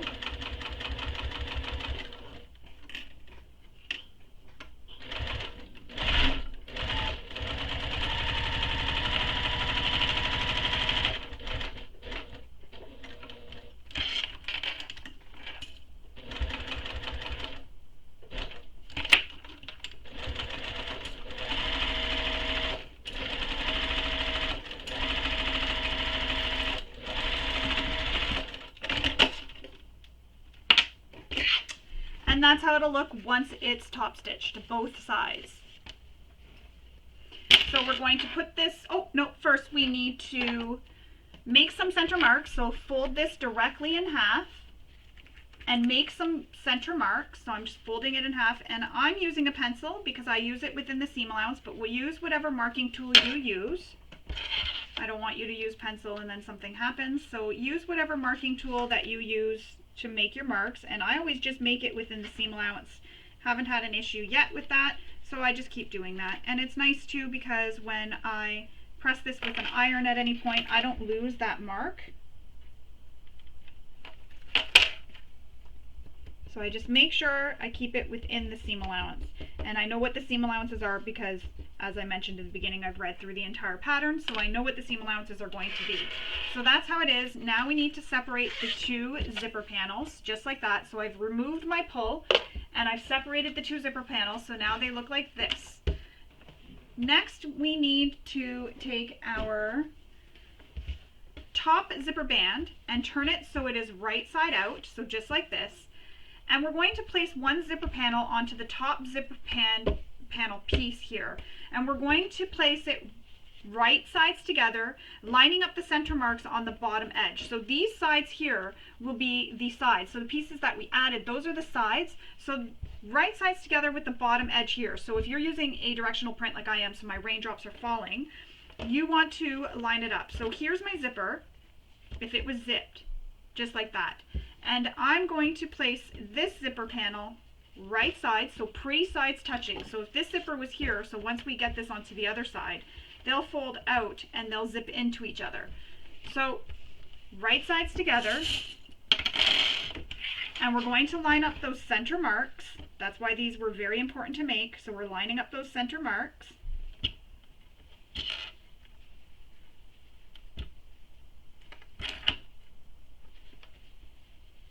All the way along on the bottom edge. So it's clipped to the bottom edge of this panel, and it'll look like that. So again, pretty sides are touching and you're clipping it to the bottom edge, so not the top edge, the bottom. And the sides are where we sewed those, I believe it was piece I. Yeah, the top zipper pan side. So those are the side panels. So you're not clipping it there, you're clipping it to the center of the H piece. So now we're going to baste it together that way. And then we're going to repeat this to attach the second zipper panel.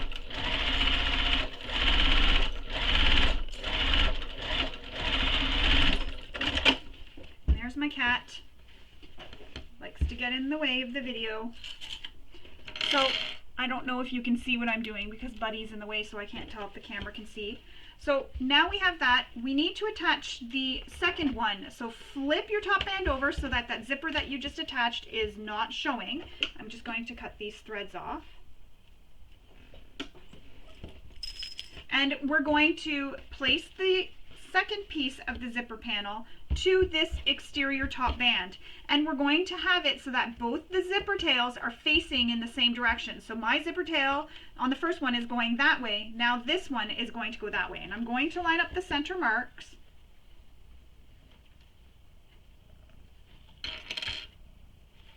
I'm going to be really quiet for a moment. She's purring. I don't know if you can hear her. I hope the camera can pick that up. It's really cute.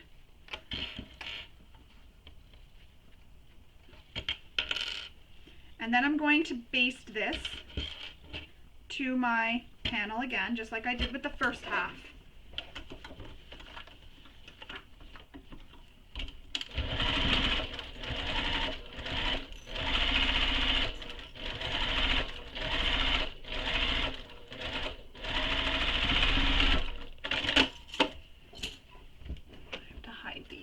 She likes to play with my pins. So, watch out, Bubba. Watch out. So now we have it basted to the panel. Now we need to take our, so it looks like that right now. And then once you fold it in and you zip it, so that's going to be, when you look inside the bag, the two zipper panels meet each other. So I'm going to flip that back right side out. Now we need to grab our two crossbody strap connectors. And that's what they look like here. So we're going to put the final two D-rings that we have left onto the connector. She thinks this is a treat. It's just D-rings. We're going to thread them over. So put it on and then fold these in half. And I'm just going to place a clip, and then I'm going to baste these short ends together. So just like that, fold it in half, and then I'm going to baste these short ends together right here. We're going to baste them right here together. And that's just going to help hold everything in place. And I need to switch to my Teflon foot.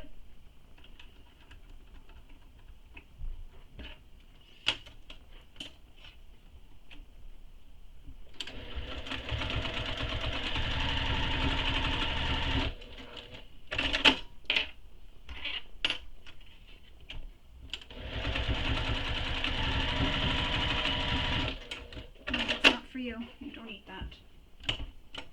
You don't eat that.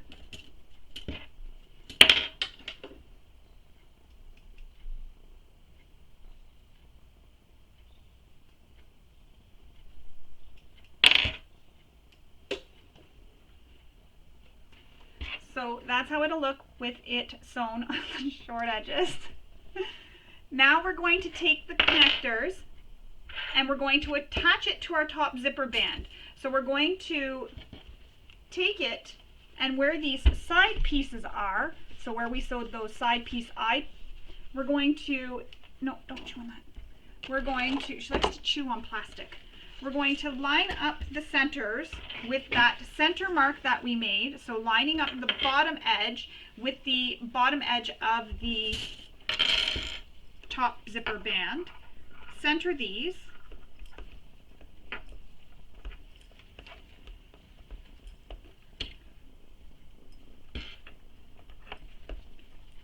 Just like that, and then we will baste these in place. So I'm going to put both on and then baste them in place.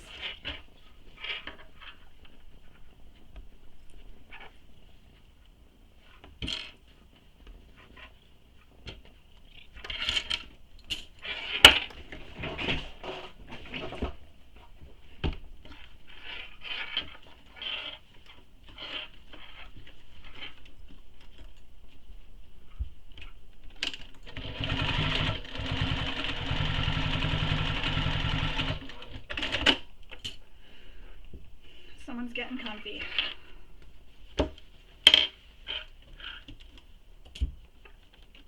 You don't need to hold that. I don't need you holding that.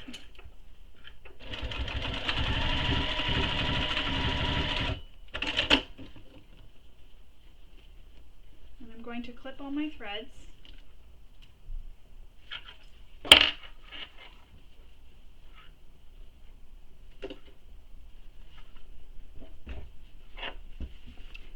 And that's how it's going to look. I'm going to hold it upside down, but because the zippers fall, but that's how it'll look with the connectors attached and your zippers attached. So when we turn this so that it is wrong sides out, oops, the connectors are heavy.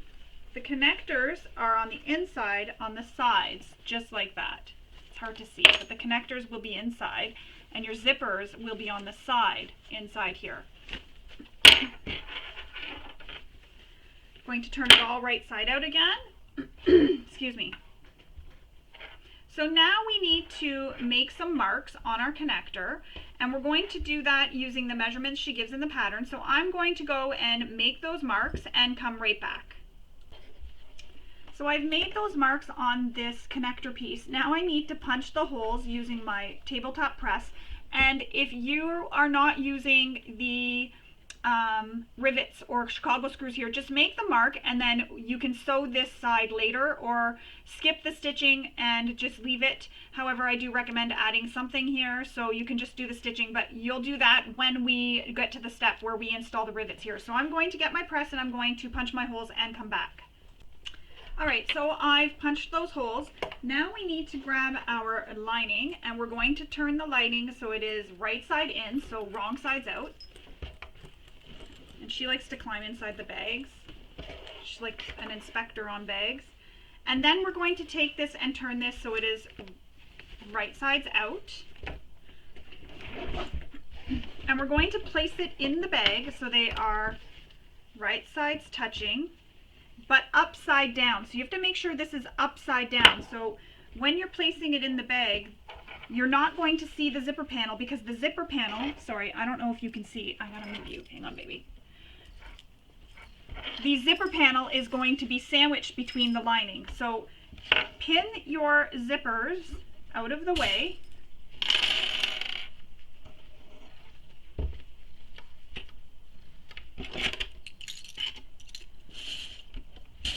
Pin the zippers out of the way, so those zipper tails out of the way. And if you want to have your zippers all facing the same way, place it so that the zippers are facing in the same direction when the bag is closed. If you don't really care which way the zipper goes when it's inside the bag, then don't worry about that. And I did have clips on my D-rings, but I'm going to take it off. So again, lining is facing wrong side out. The zipper panel is facing right sides out, so you see the right sides. We're going to place this inside the lining. And it may feel a bit funny because there is a bit of weight because of those D-rings, but it will be okay. Then you're going to line up all your center marks.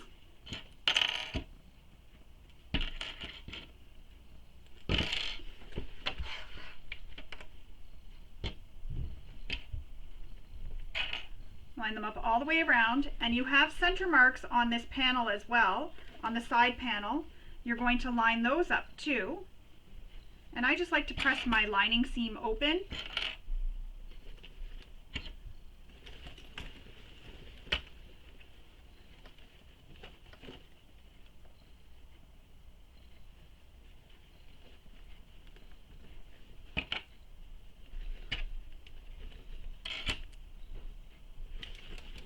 And then once you have all your quarter markings pinned, you can go ahead and pin the rest of the way around.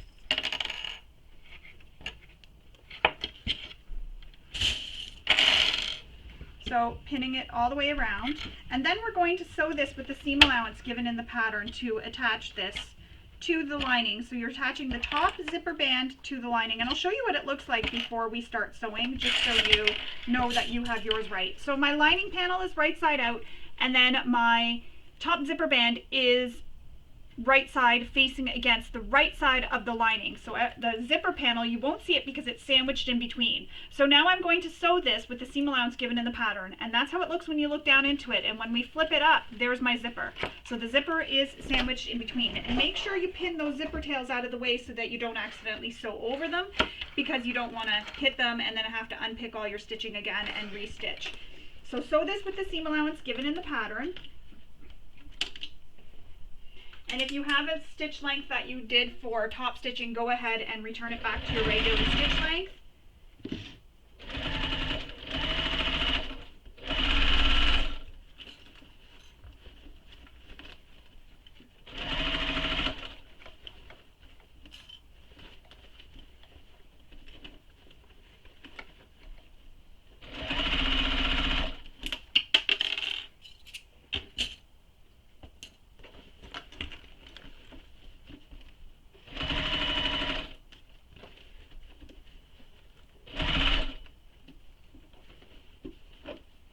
And I'm coming up to the area where that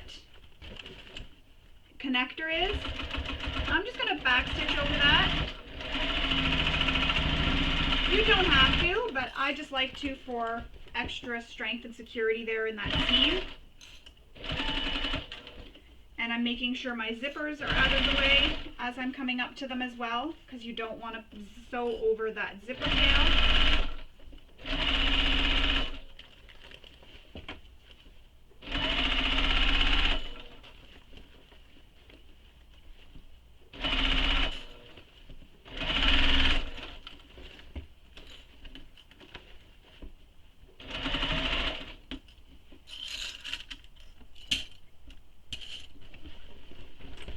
This is why I don't worry about my basting stitches so much, because I always know that when we stitch together the bag, it gets covered.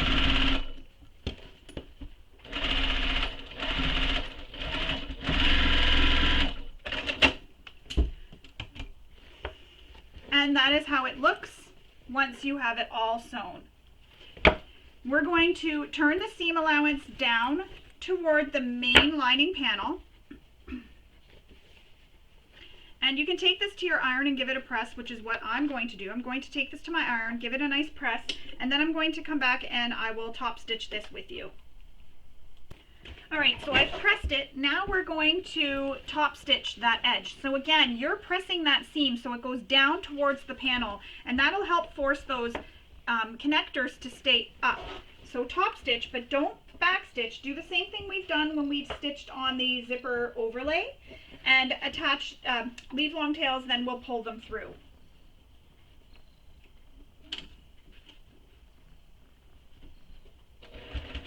Oh, I just back stitched. So when I back stitch, I just unpick it.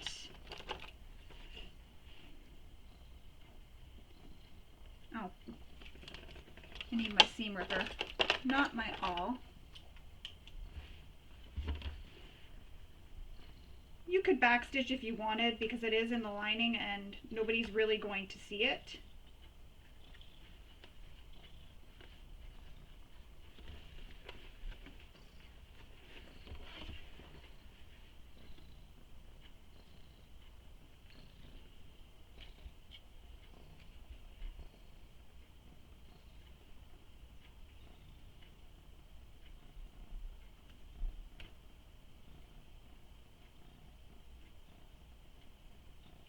Today. I have a happy kitty. There we go. All right. Oh, sorry. I got to remember not to backstitch. So again, don't backstitch. Sorry, baby. Don't backstitch. Leave long tails. and then we will pull them through and tie them off after. Oh, don't chew on that. No, don't chew on that. Come here. Come here. Lay down.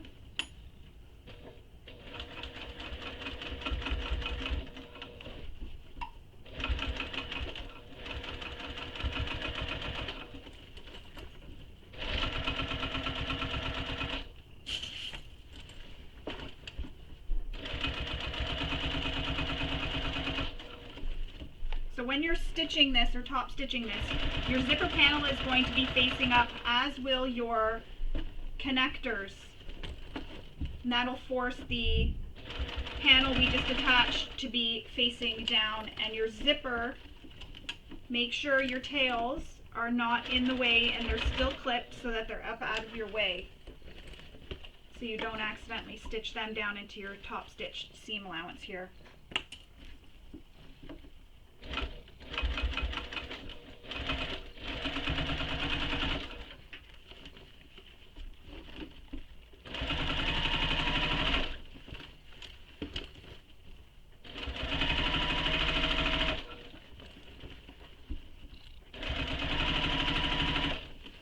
So I'm coming back to where I started, so I'm going to stop right in that same stitch that I started.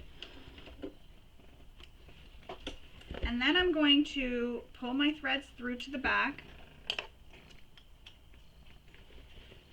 There's a lot of threads going on here, so I gotta find which one it is. Hopefully you can still see.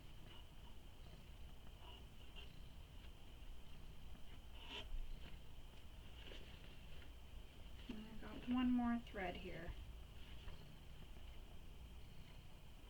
There we go. So I've pulled all the threads through to the back just as we did before, and I'm going to tie them all together. And I'm not going to tie them individually, I'm just going to tie all four together all at once in a knot.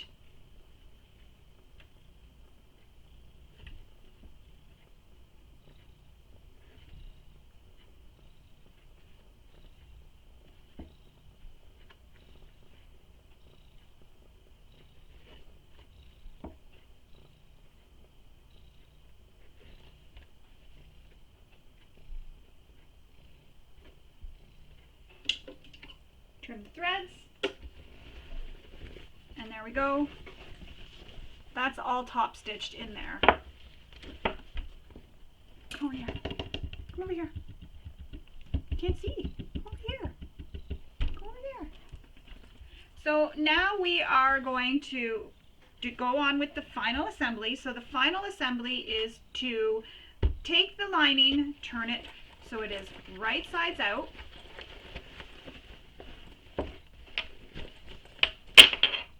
Just like that. I got a long thread here. And you can keep your zipper tails pinned, which I think I will. You're not making this easy on me. I'm going to clip my zipper tails again just to make sure that they stay out of the way. And then we're going to put this so that it is right sides together inside the exterior. So put it in the bag, and whatever way you want to use your bag, so this is the front of the bag, this is the back of the bag, so I know that this is going to be on the back. You'll want to have your zipper closing whatever way you are going to want to have your bag. So if you need to check, you can always turn your bag right side out. I sometimes do this. Turn the bag right side out. And I am making this bag for me, unless I change my mind when I'm done. So I'm making it so that it's exactly how I like it. And it's a little bit hard because of those two layers of interfacing at the bottom. So I want my zipper to close because I wear this on the right side of me, so the same direction as this zipper here. So going this way is the way I want my zipper to close. So I need to know that when I'm attaching my lining to my exterior. So what I'm going to do is turn this back wrong sides out, and I know that this is how I wear my bag on my right side, so I want my zipper to close when it's up here.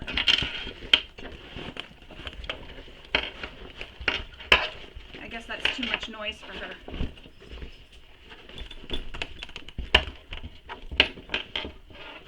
interfacing is kind of coming off here, but it's held on with the stitching, so hopefully it holds on a little bit longer until I can do my final press.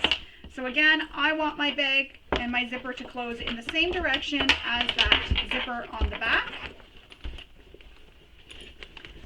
And I'm going to stand up for this part because the bag gets kind of tall for me and I can't really see it. And I'm just going to push my zipper out of the way, so push it down into the bag. And I'm going to line up all my center marks that I have. So line up the center marks on the top of the zipper band with the center marks on your exterior.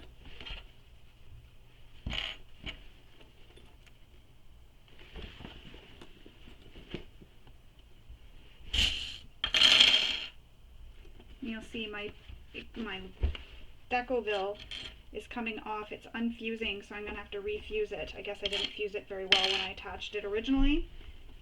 Tuck everything down into the bag, so including your O-rings. Make sure they're down so you don't accidentally hit them when you're stitching. The side seam of the exterior will line up with the center marks on the top zipper band. So that would have been piece I when we attached it. So I've pinned on my quarter markings or center marks, and now I'm going to continue pinning, and I'm just pushing the D-ring or O-ring, sorry, out of the way. I'm just pushing it down. That's the nice thing about it not being riveted yet. You can push it down out of the way.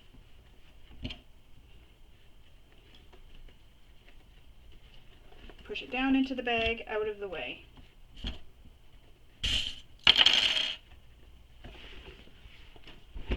And see, my zipper is facing up here. I want it to go down, as well as these O-rings. Now, I've used Decoville Light here, so that'll make it a little bit more slouchy, but if you wanted a more structured bag, you could use foam here instead of the Decoville Light. I just wanted a more slouchy style bag. It'll still have structure once I get everything all refused again. Some areas stayed, some didn't.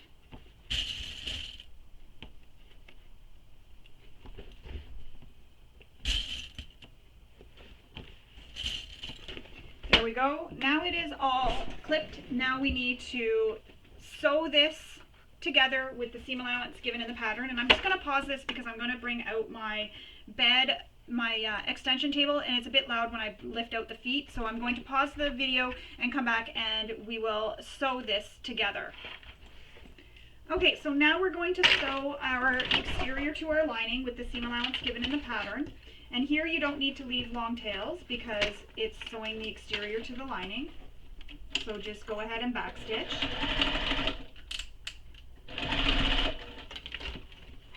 When you're approaching the O-ring area, just use your hands to help push it out of the way. I pushed mine down in between the layers, but it does want to move up because that's how we've stitched it.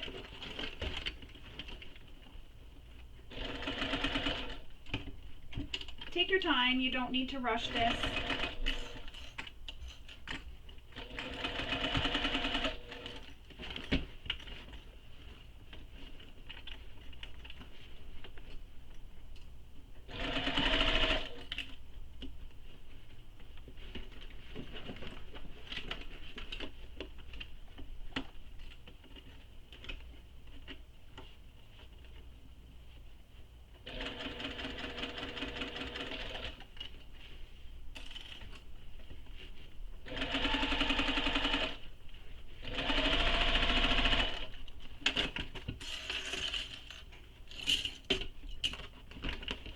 These parts, as you're making the bag, are boring. I figure it's more like a sew-along than a tutorial too.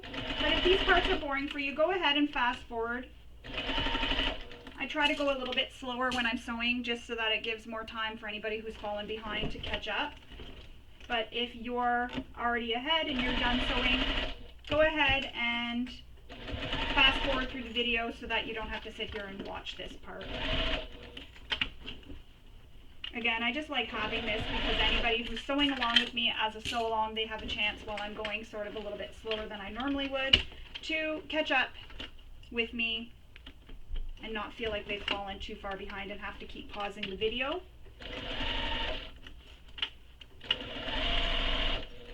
Oh, I ran out of bobbin thread, it appears. I ran out of bobbin thread a long time ago. So I need to reclip this all together and then go back and sew. So I'm going to put in my bobbin thread and then finish sewing this, and then I'll come back and we'll continue on with sewing the bag. So basically all you do is just keep sewing all the way around until you get back to where you started, and then backstitch and stop there, and we'll come back and finish the bag. So I'll be right back. Okay, so I've sewn my exterior and lining together with the seam allowance given in the pattern. Now we need to take the lining and turn it out and pull it so that it's down over the exterior, revealing the top edge only, so your top edge of your bag.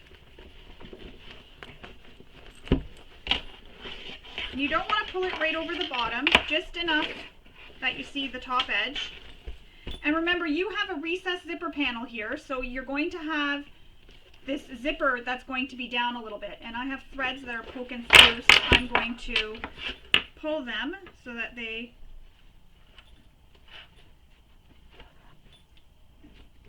there we go. So pull it down so that your top edge is exposed.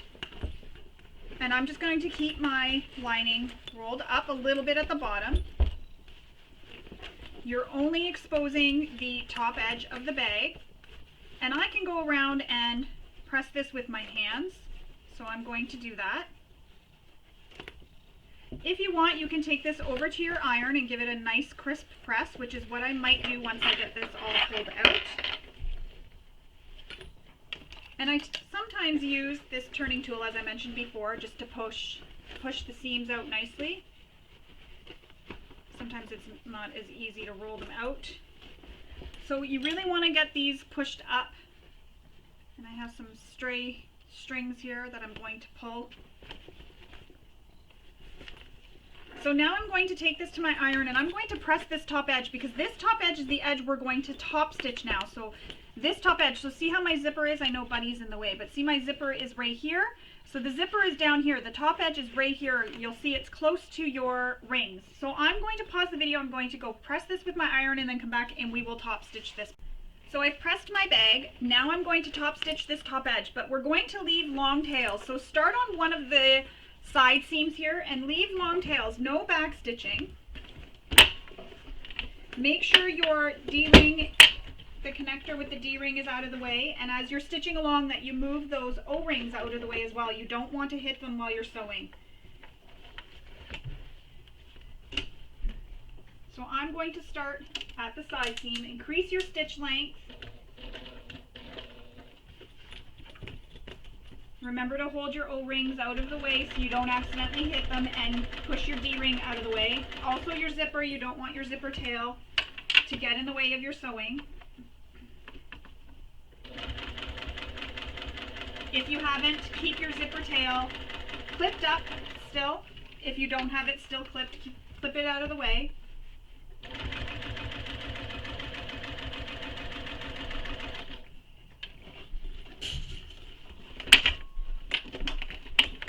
So there's a lot you're working around right now, so just take your time moving everything out of the way. You don't want to break a needle or damage your machine, so keep everything pushed down out of the way. And I like to keep checking as I'm going that everything's down and everything's nice and neat, tidy underneath.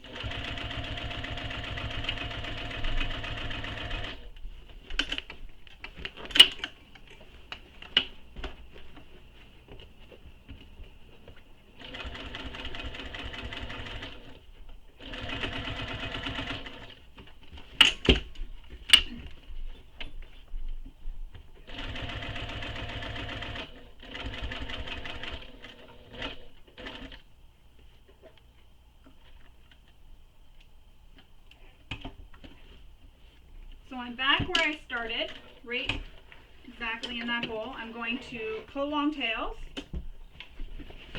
And then this is where, I'm just going to move this out of the way. Ow. Smashed my finger. So now we have these long tails. Now we need to take the long tails and we need to pull them through to the other side. So we're going to use a needle.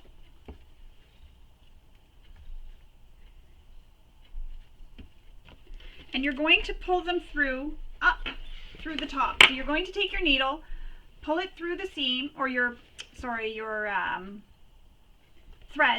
pull them up through the seam so they come out the top. And if they're not the same length, I just cut them so that they're the same length and I put them both through the needle at the same time. This just makes it easier, so you're only doing, instead of doing this 4 times, you're only doing this twice.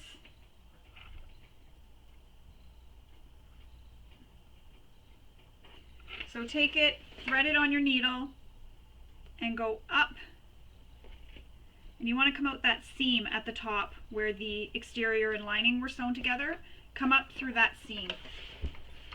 And now on the back side, on the lining side, there isn't a side seam here.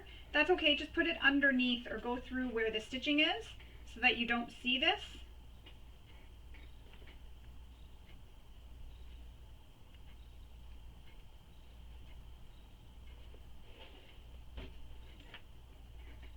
And then I'm going to tie these together, so tie a really good knot.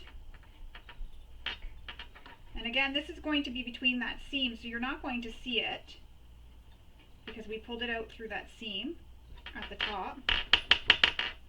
Tie a really good knot.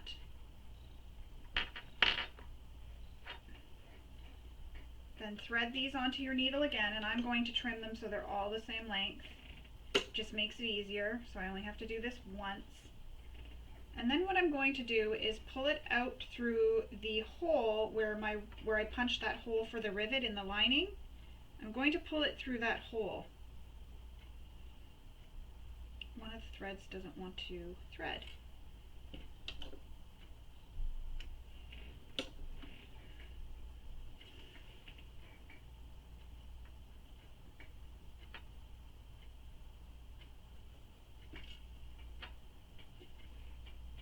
One thread is not cooperating and doesn't want to thread through the needle.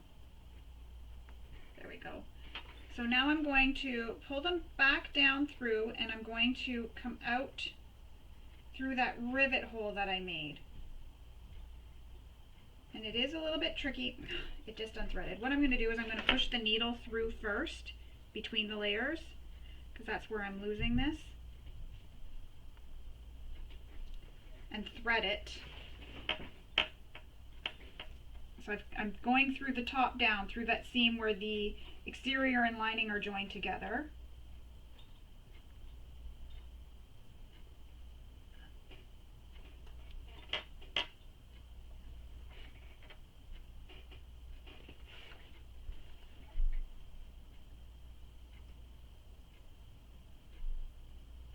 If my hands would cooperate, this would be better too.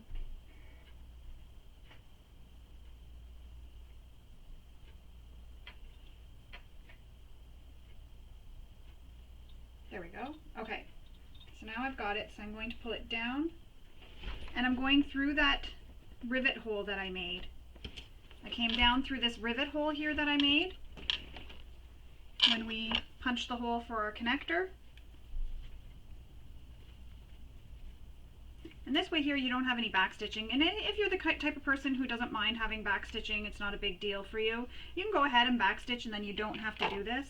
There's times where I do that just because I simply can't do the back stitching at all because I know my hands are really bad that day, and I'm getting to that point today where it's starting to get really bad.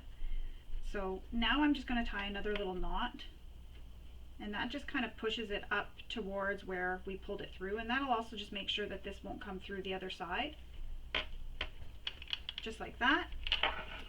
So what I did was I threaded the threads through this seam here, and I came up through the seam at the top here where we joined the lining and exterior, and then when I was done and I made my knot, I pulled them back through here, and I came out where we made this hole, and I'm going to apply some fray stop there. where we made this hole for the rivets. I had forgotten to apply fray stop, so I'm going to put some fray stop on those holes that I made for the rivets. Just like that. You can trim those little threads. There we go. So that's how that's done.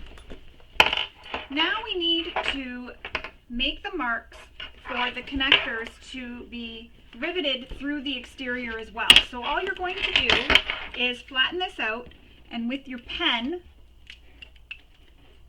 make the marks where the marks will be.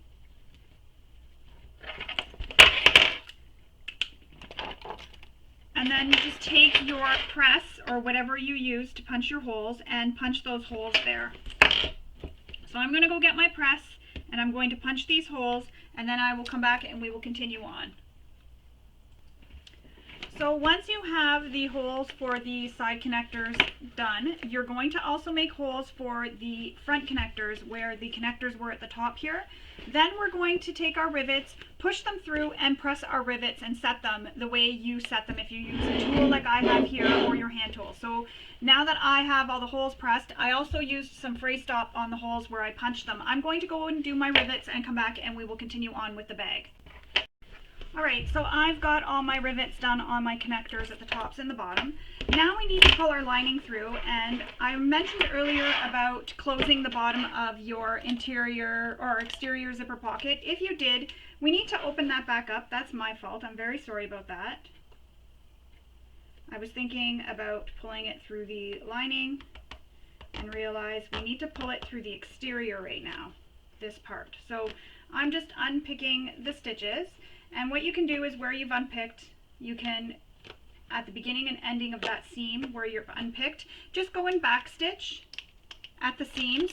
So just on both ends, wherever your hole is. So I've made a hole here, and I did already because I like to back stitch at corners anyway, so it's back stitched here. It's not going to come undone. But if you don't do that, just do a little bit of back stitching on both sides, and that'll stop it from turning or pulling any more open than what you want it to, and it'll hold the stitches as well. So I'm just going to throw all these threads out. Now we're going to pull the lining through the exterior zipper pocket.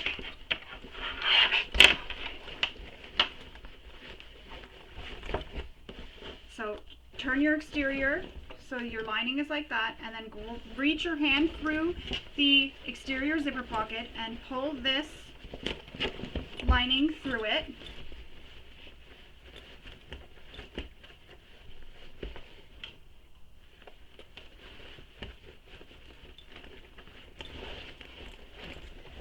Going to turn my exterior right side out first. Just be careful when you're turning it right side out. Push, don't pull. You don't want to bust any stitches or cause anything to happen.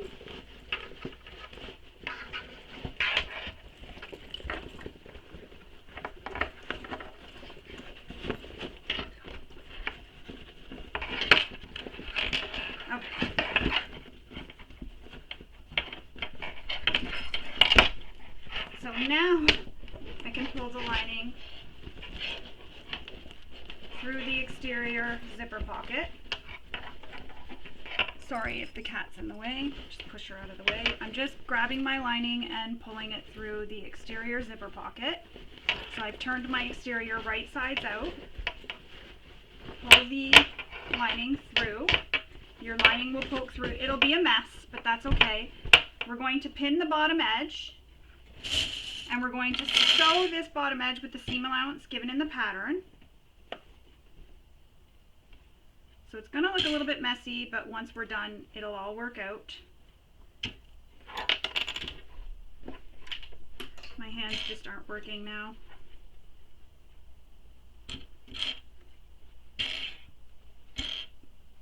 Alright, so now I'm going to sew this bottom edge with the seam allowance given in the pattern.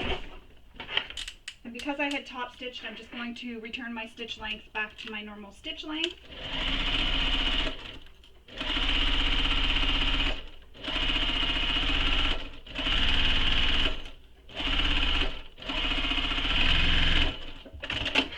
And now we're going to box these corners. So you have it all flat like this. You need to pinch these sides so that the two corners meet up here. So we're going to box these corners so that these edges line up. And my seam is open a little bit here, so I'm just going to stitch that. So now we want to get these two corners boxed. So take the seams from the side and the bottom and you're going to line them up and press those seams open. You can trim this seam allowance right now if you want before you do this, and I think I will. It's going to be hard to trim the side seams, so I'm going to leave my side seams, but my bottom seam I'm going to trim. There we go. Because the side seam is kind of tucked up into the bag. Let's see, maybe I can trim it. Nah, that's all I can really trim. I should have trimmed it before we turned it out. So to box the corners, that's how it looks right now. You have this little cutout. Pinch on the sides, grab it on the sides, and pull it so that those two seams, the bottom and the side, line up. Clip it together. You can open the seams or nest the seams, so have one seam going one way, the other seam going the other. And then we're going to sew these two boxed corners with the seam allowance given in the pattern.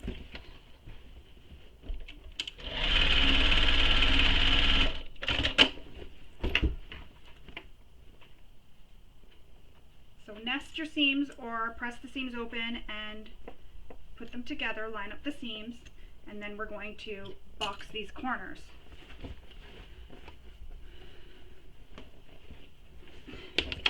And again, you're going to have this bag kind of in the way, so it's going to make it a little bit tricky. But you can do it.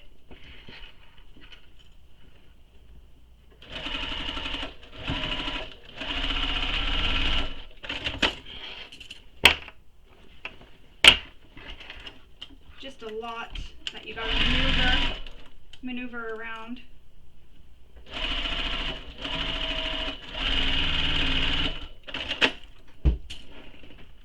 And then we will trim the seam allowance.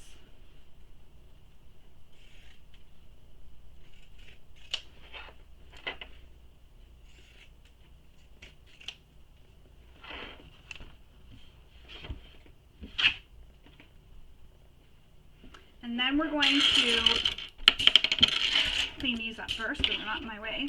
Push the lining back inside.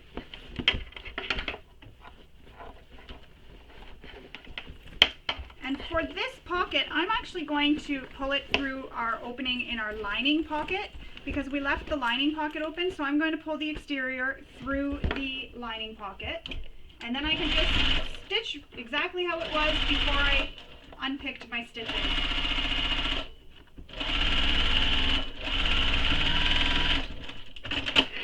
Push that back in and down, fix it. There's lots of little edges there. Then I'm going to reach in, excuse me, reach in to the bottom of my bag, and I'm going to just fix up my exterior here so that it's nice before I close my zipper pocket opening. Just make sure everything is nicely pushed out, looks as good as I want it to.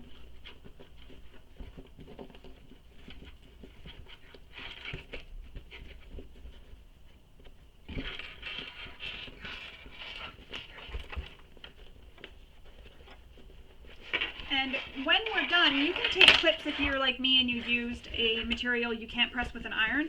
You can take clips and clip it along and that'll help press it. I'm okay with not pressing it because it seems to press pretty good just with my fingers because I used a canvas and this Mora faux leather. So it's pressing quite well with just my hands. Now we need to grab that lining zipper pocket. Oops. And I'm just pushing the lining back into the bottom of the bag. Now we need to grab that lining zipper pocket out and we're going to sew this opening closed. And the reason why I left that right now until this part and I didn't close it when I closed the other ones is because like I was pushing the bottom out, and that just helps me. My hand can be in there while I'm, you know, maneuvering this around. So I always leave that till the end. Sometimes I leave it right until the very end and then I forget. But I like to leave it until the end when I've got my bottom all pushed out, all nice and neat and exactly how I want it. So we'll clip these together and then we'll sew this opening closed. And you can also slip stitch this closed. You can stitch this however you want, hand stitch, machine stitch. It's in a pocket. No one's ever really going to see this.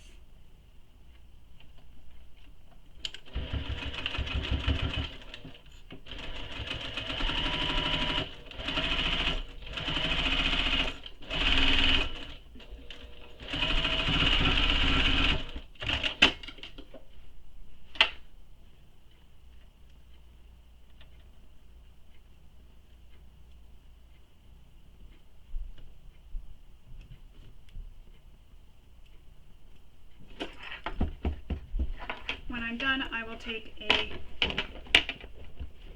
lint brush and I will get all the little threads that are all over the place off. There's quite a bit. That's from trimming everything down. So now I'm just fixing the lining inside the bag. You can see it there inside the bag. Buddy wants to see inside the bag. Now we need to unclip our zipper from where we had it clipped. And using the same method for putting the pull on as you did previously, we're going to attach our zipper. However, I'm doing mine a little bit differently. I'm using my handy zipper helper, and I'm going to use that. So you can follow the instructions in the pattern, but I'm using this, and I will link to it below in the description so that you can put your zipper on the same way if you prefer. I really like this little thing. My husband made it for me. I painted it and then he made it, put it all together for me, and it works perfectly. It's probably one of the tools I use in my sewing area the most. And you want to make sure you get your zipper on evenly, which I did on the first try. You want to make sure it's on evenly and nice and straight. Now we need to attach our little zipper end. And you can trim the zipper. However, I like my zippers to be a little bit long, so I have it where it can open a little bit wider. So I'm going to leave my zipper tail because I do like a little bit of a zipper tail. So I'm going to leave my zipper tail longer. And what I do is I take the zipper, so here's the top and the bottom, and I fold one side over so it's going over to the bottom, just like that, underneath the zipper, and then the other side underneath the zipper. And then I put a clip. Grab my little zipper end, and I use some glue here as well.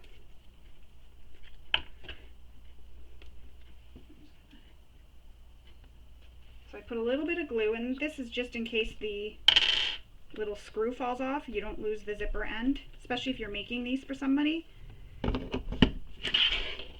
Put the zipper into the zipper end until you can't push it in anymore.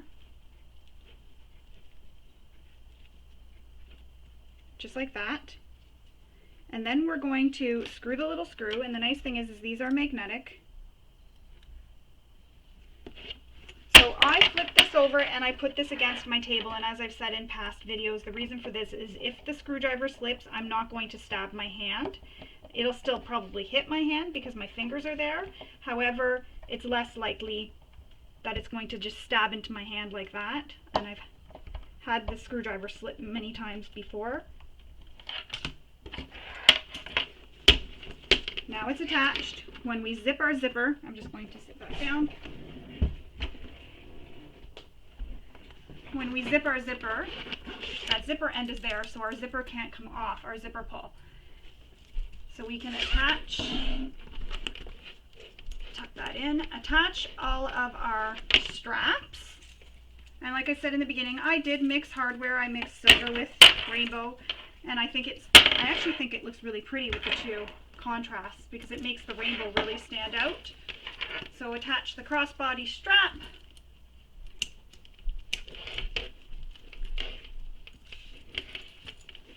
The nice thing is you can just tuck this in the bag, have the strap ready for whenever you want to use it for a crossbody, or you can use this for a handle or a backpack. So it's many bags in one. The hand straps, shoulder straps being attached now.